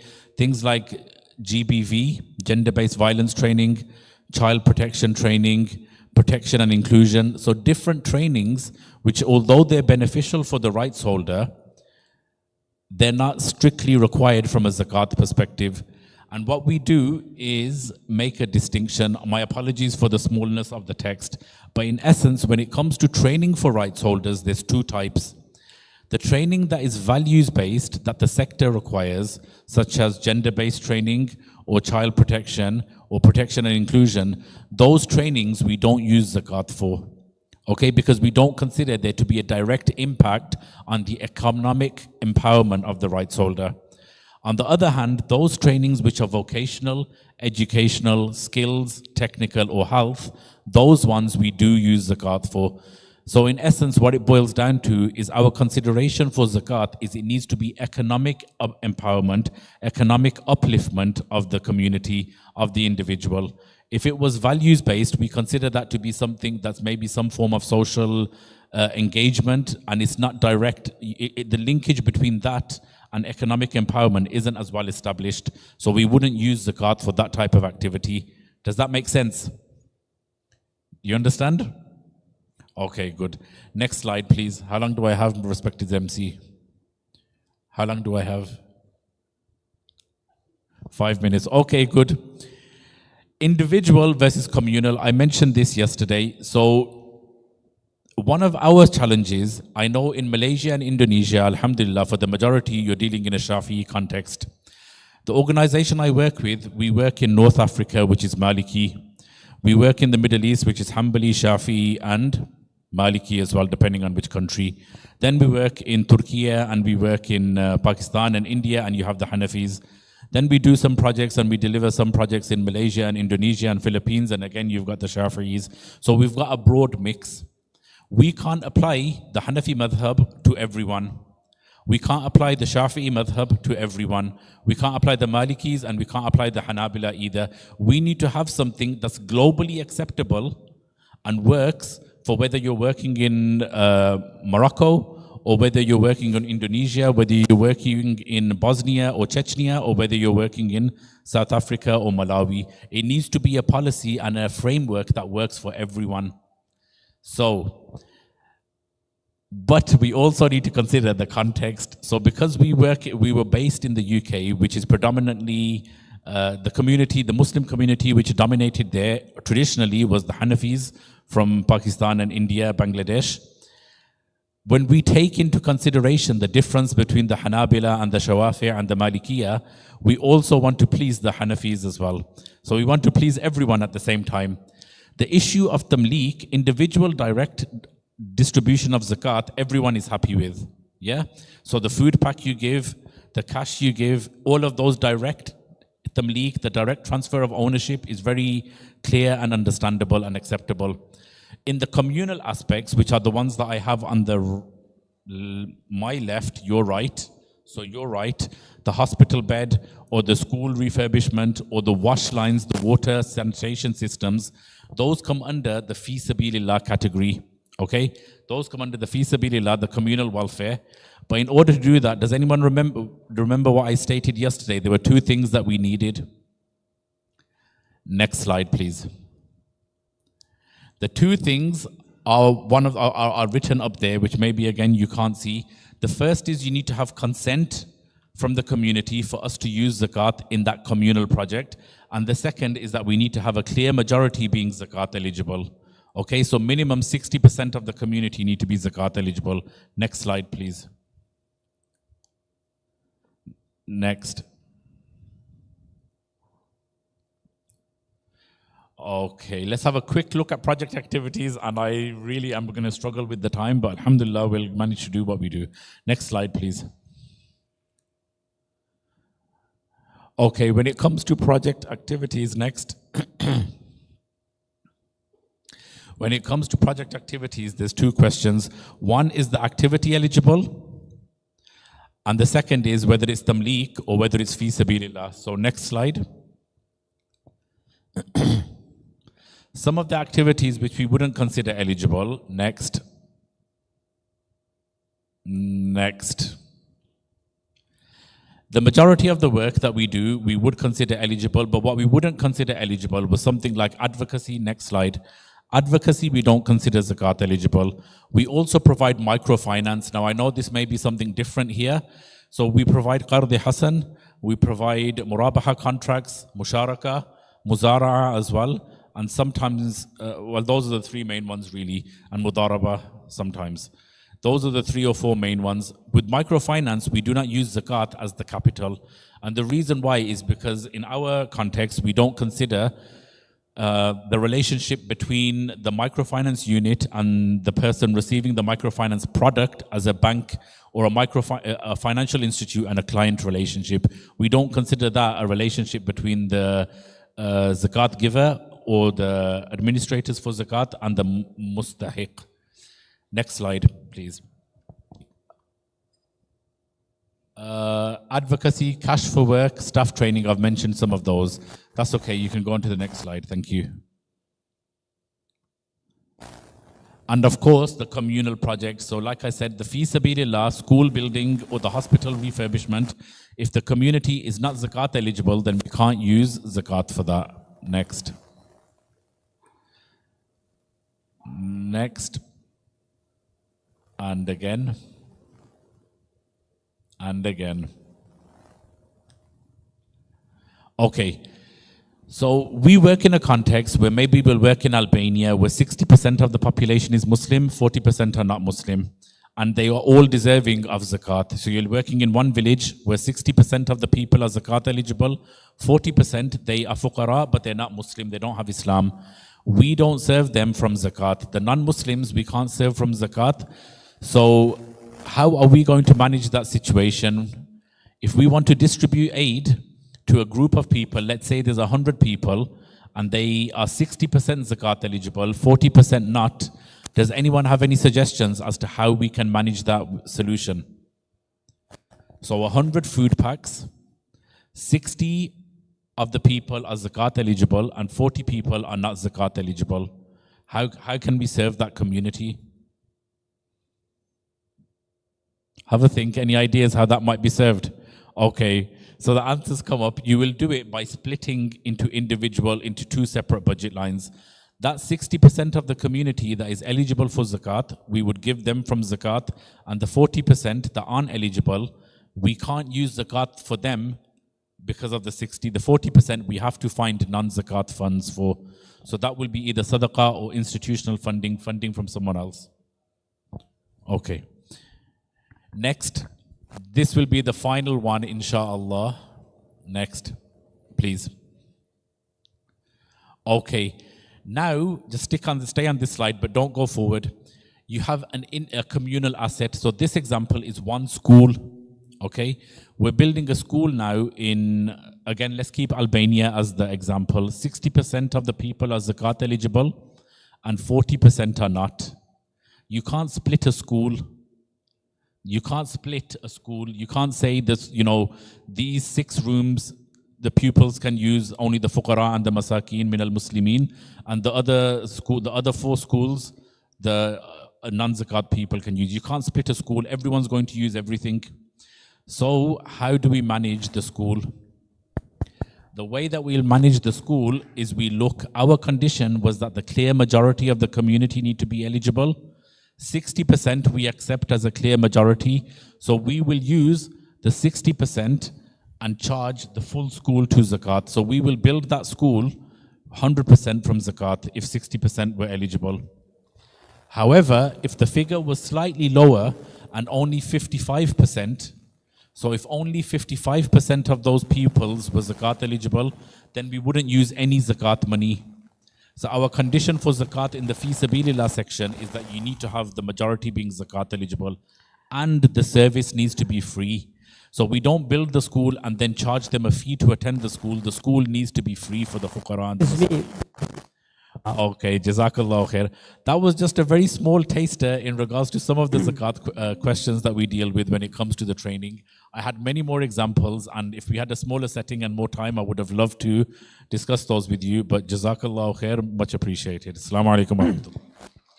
Okay, thank you, brother, for the interesting slide, and also I think individual versus communal asset. I think we need more time to simulate this exercise. So, but we have limited time.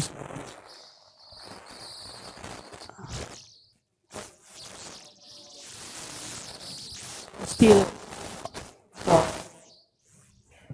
Q&A.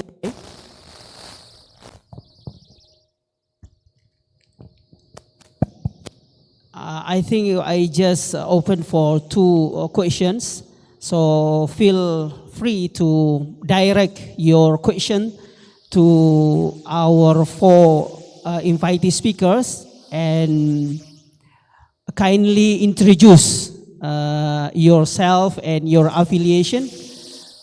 So we have, okay, Pak Royan and maybe the lady, okay, and the next. So we just allocate two questions from the floor.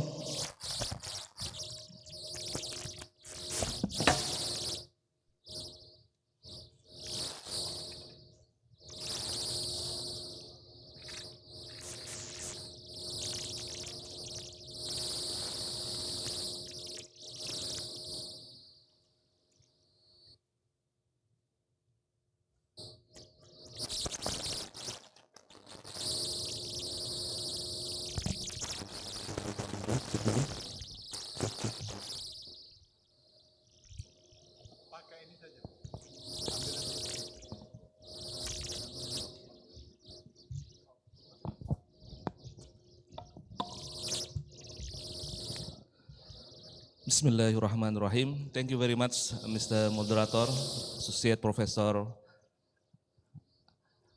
Ali Rahma. And then thank you very much for all the presenters for your insightful presentation. I have one or two questions for all presenters.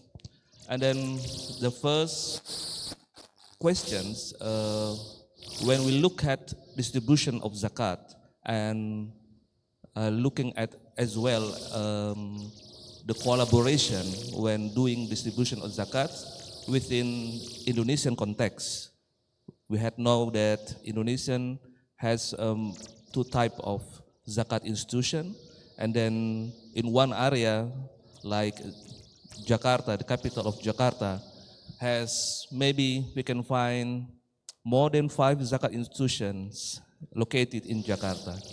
Based on your honorable presenters, Dr. Imaduddin and the honorable presenter from Rumah Zakat, based on, and as well our brother Badar from UK, based on your experience, how could you please share your experience to overcome the potential overlapping zakat distribution between or among zakat recipients in one area, and at the same time we have many zakat institutions in that area. Take example Jakarta. And then my second question is about the potential zakat distribution into the environmental projects, as we have discussed a series of discussion during 3 days conference. Would you share to us how much the portion that BAZNAS or Rumah Zakat or Islamic Relief allocate to the environmental project, as His Excellency Dato' Ghazali share to us about short term and long term. In long term, how much the portion of zakat or any other funds allocated to long term environmental projects reservation. I hope this clear to you. Thank you very much, Mr. Moderator. Thank you. Assalamualaikum warahmatullahi wabarakatuh. Thank you so much for our speaker and moderator. I am Adi Nirmalawati from South Sulawesi and also SPS doctoral program in UIN JKT. Just I have some question, but just a simple question. What I go to the coastal area for women or wise fishermen wife, what the BAZNAS program or how to distribute the funding to Saka zakat to go the coastal areas, especially empowerment of women and fishermen wife in coastal area. Just up to, for all speaker, I think. How the main program, the BAZNAS program, especially the coastal area for women and fishermen wife in coastal area.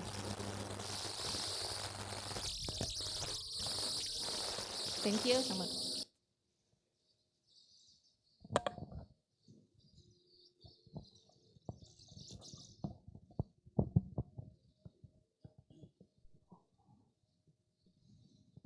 Okay, we have two questions from the floor. I think the question addressed to all the speakers, so I maybe give the first to Dr. Rahmat to answer the two questions. I think it's more related to yours.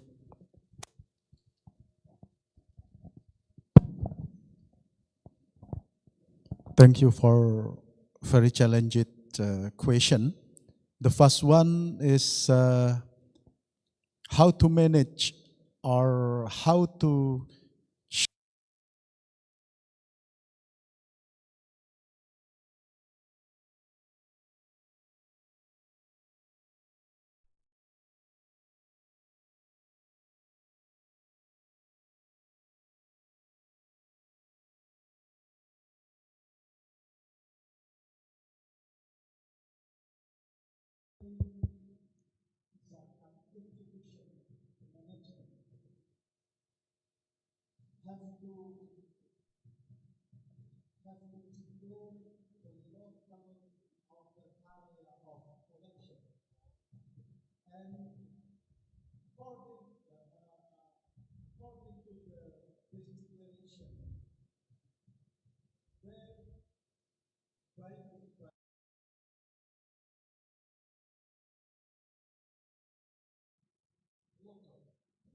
yeah. For example, last A, based on Jakarta, he only allowed to collect the zakat infak sedekah in his own area and to distribute the collection to the same area. Cannot cross another region and area. Except of special situation like disaster, crisis, we can cross distribution to other area. And in the reality, this rule just not yet obeyed by us. In some cases, there are crowded in collecting and also in distribution. So, collaboration, coordination, and communication between BAZNAS, LAS, between BAZNAS pusat, pusat, province, and in district, kabupaten kota, and also between BAZNAS and LAS, and also between LAS and LAS. Yeah, so communication and coordination is necessary. It's very important to fairness of distribution of zakat, because many area is very big amount of LAS, and in another area is empty. Jakarta and West Java is the largest amount of institutions of zakat management. And the second question, environmental long-term program. We introduce green zakat. Not only special program for environmental program, green zakat means our mindset, our approach. For example, we have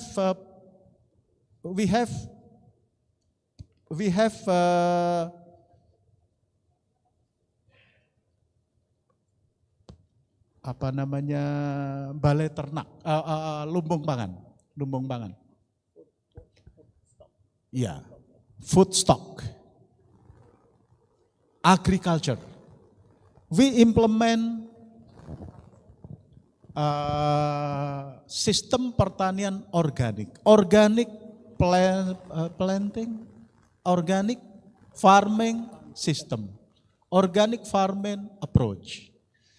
So not only we assist, we allocate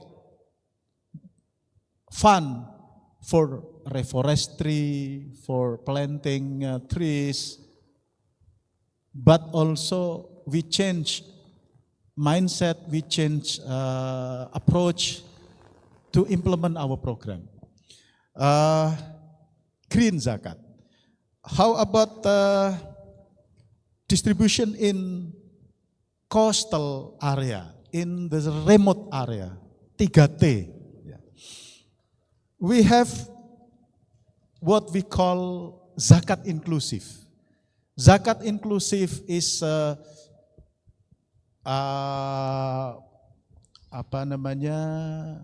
program affirmative action programs.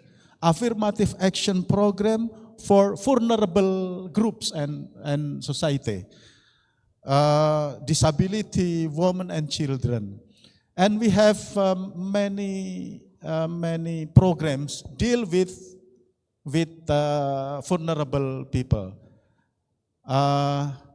You can contact us to understand more and more about special program for vulnerable groups.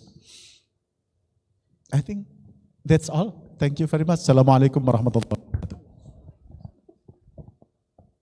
Thank you for the question. First, the answer is the same. Yeah, we have a same method like BAZNAS, whereas the collection from one city is just this disbursement is only for that city, and especially for a special moment like now is disaster in Sumatra, we can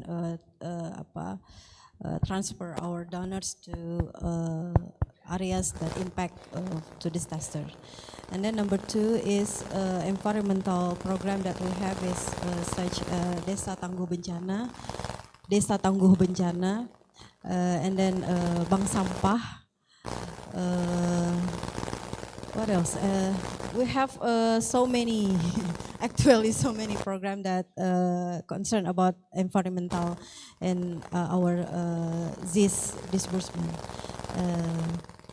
Like that, Desa Tangguh Bencana, which is have awards too from the government in the area, and you can visit that in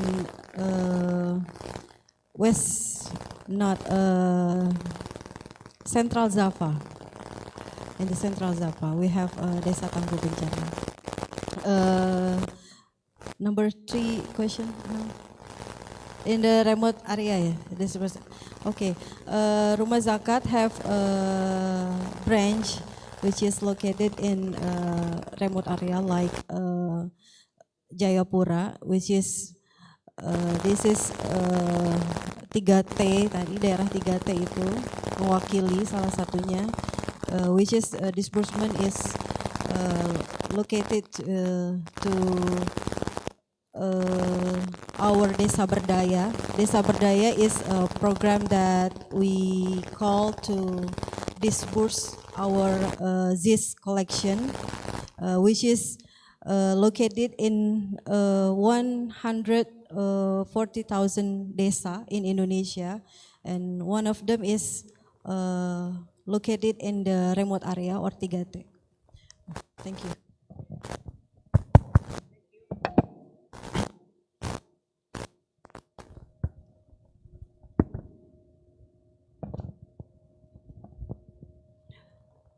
Okay, maybe next to Prof. Nabil, maybe you can give some comment about the first question about maybe how to solve the problem of inequality in distribution of the zakat. So the distribution of the zakat according to the person who asked is concentrated into some regions. So how this technological innovation that you propose in your framework can solve this problem. So maybe you may give comment about this.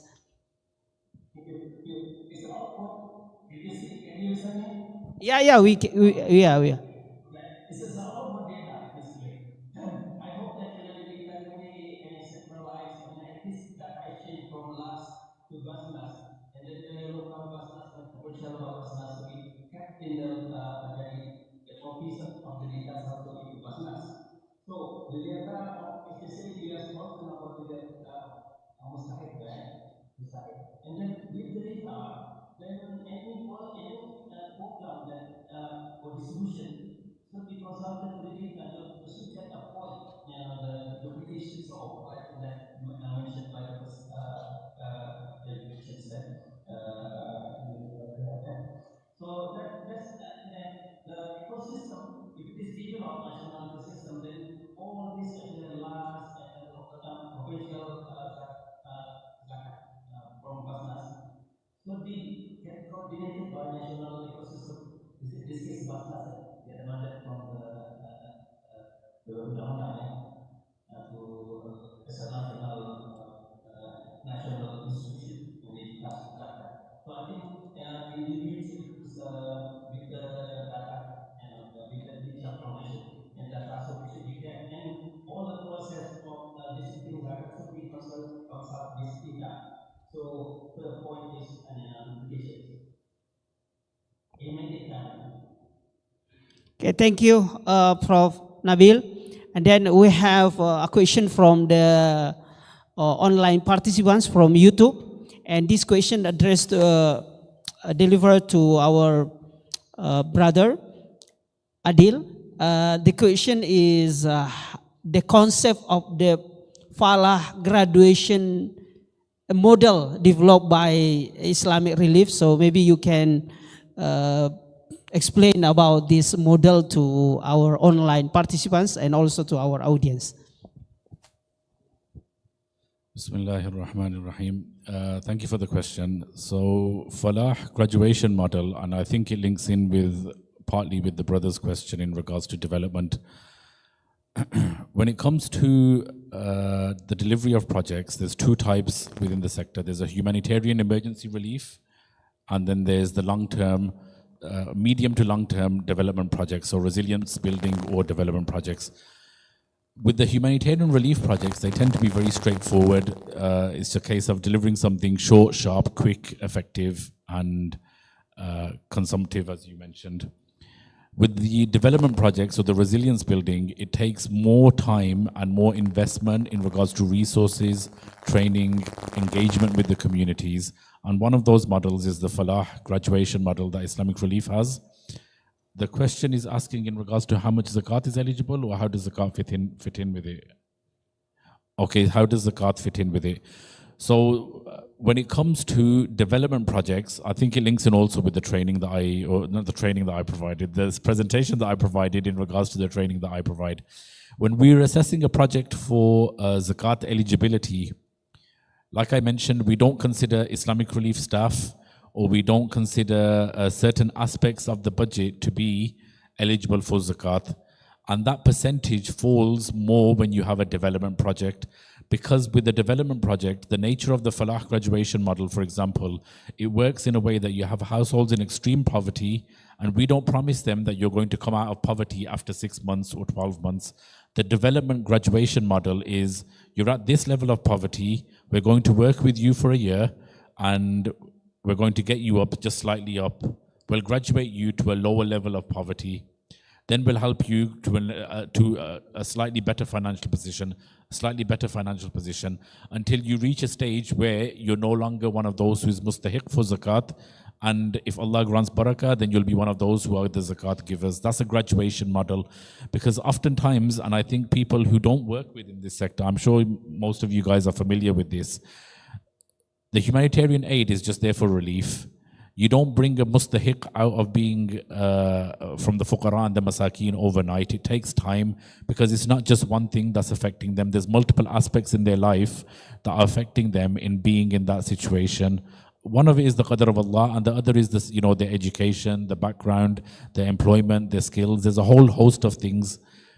And it's not just his or her host of skills, it's the father or the mother or the brothers and sisters. It's the whole household that you need to look at holistically.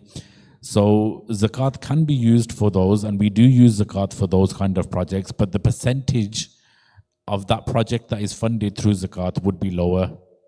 So overall, you could give a huge amount of money, because the cost of that project tends to be very high. You would give zakat for those elements of the project which are zakat eligible, and those elements which aren't, we wouldn't cover through zakat. We have to cover them from non-zakat. Just to add on, I hope that answers the question to some extent. In short, we do use zakat. Zakat can be used for development projects, but the percentage from our assessment view and our criteria, the assessment would come out lower because we wouldn't class the zakat workers or certain aspects of the training as eligible. In regards to the environmental, if you permit me, we do use also zakat for environmental purposes, but there's a bit of a nuance there. So like reforestation, we wouldn't use zakat for, or something which was what we would consider to be on public land, developing public land for reforestation or those kind of activities, we wouldn't use zakat for. On the other hand, some form of climate resilience is where we'll build micro dams. So micro dams are in places like East Africa, is to hold back flood water. So it's not working as a dam all the time. It's only working during the rainy season to hold back flood water to A, prevent flooding, and B, have a reservoir which can be used for irrigation. So that would come under climate resilience, but we would use zakat for that form of climate resilience which has a more immediate, effective, measurable impact on the mustahiq. Whereas a climate resilience like reforestation, we wouldn't consider. We do projects with reforestation, but I don't approve zakat. In my role in the organization, I don't approve zakat for those types of climate resilience. So it depends on the type of project. Jazakallah khair. Okay, thank you so much. We give a big applause to all our invited speakers. So because we have a very limited time, so ladies and gentlemen, so we conclude a plenary session 4. So my deepest appreciation to Dr. Rahmat, to Ibu Fitriani, to Professor Nabil, and to our respective brother Maulana, for their presentation, for their thoughts about the topic that's in this plenary session. And also I would like to appreciate to all the participants and also question coming from the audience. Thank you so much for your attentions. So let's close our plenary session by reciting Alhamdulillahi Rabbil Alamin. Thank you. Assalamualaikum warahmatullahi wabarakatuh. Waalaikumsalam warahmatullahi wabarakatuh. Alhamdulillah, we have reached the conclusion of plenary session 4, Dialogue, World Zakat and Philanthropy, Part 1, Designing Global Transform for Humanity and Shared Prosperity. On behalf of the organizing committee, we extend our sincere gratitude to our moderator, Bapak Ali Rama, SA, MEC, PhD, and our distinguished speakers. Before we move to our next sessions, we would like to present a token of appreciation to our speakers and moderator. We invite our organizing committee representative to present the tokens of appreciation. Appreciation tokens will be handed over by the Deputy of Disbursement of BAZNAS Republik Indonesia, Dr. Imdadud Rahmat, to the speakers and moderators.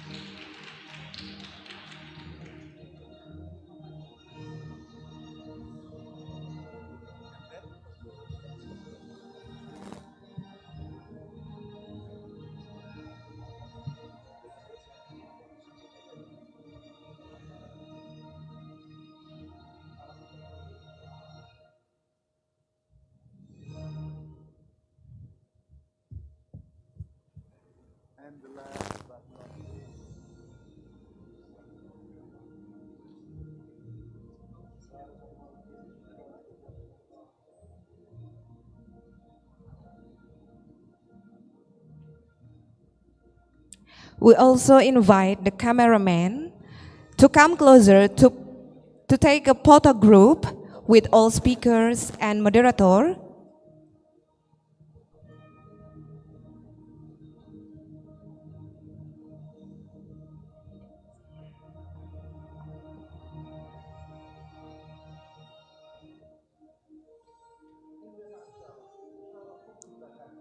Cinta Zakat sign. Yeah, 3, 2, 1. Okay, thank you to all our speakers and moderator for their participation. With that, we conclude the plenary session 4.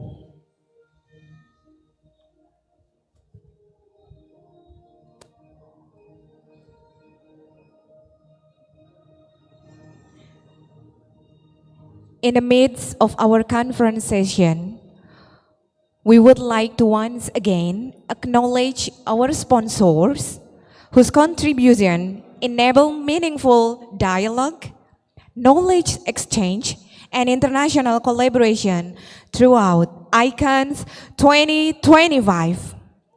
The continued support from BAZNAS BSI Maslahat, PT Bank Syariah Indonesia Tbk, Lasnas Rumah Zakat Indonesia, PT Transportasi Jakarta, and Lembaga Penjamin Simpanan plays a vital role in ensuring the successful execution of this forum and in strengthening the impact of Zakat government at the global level.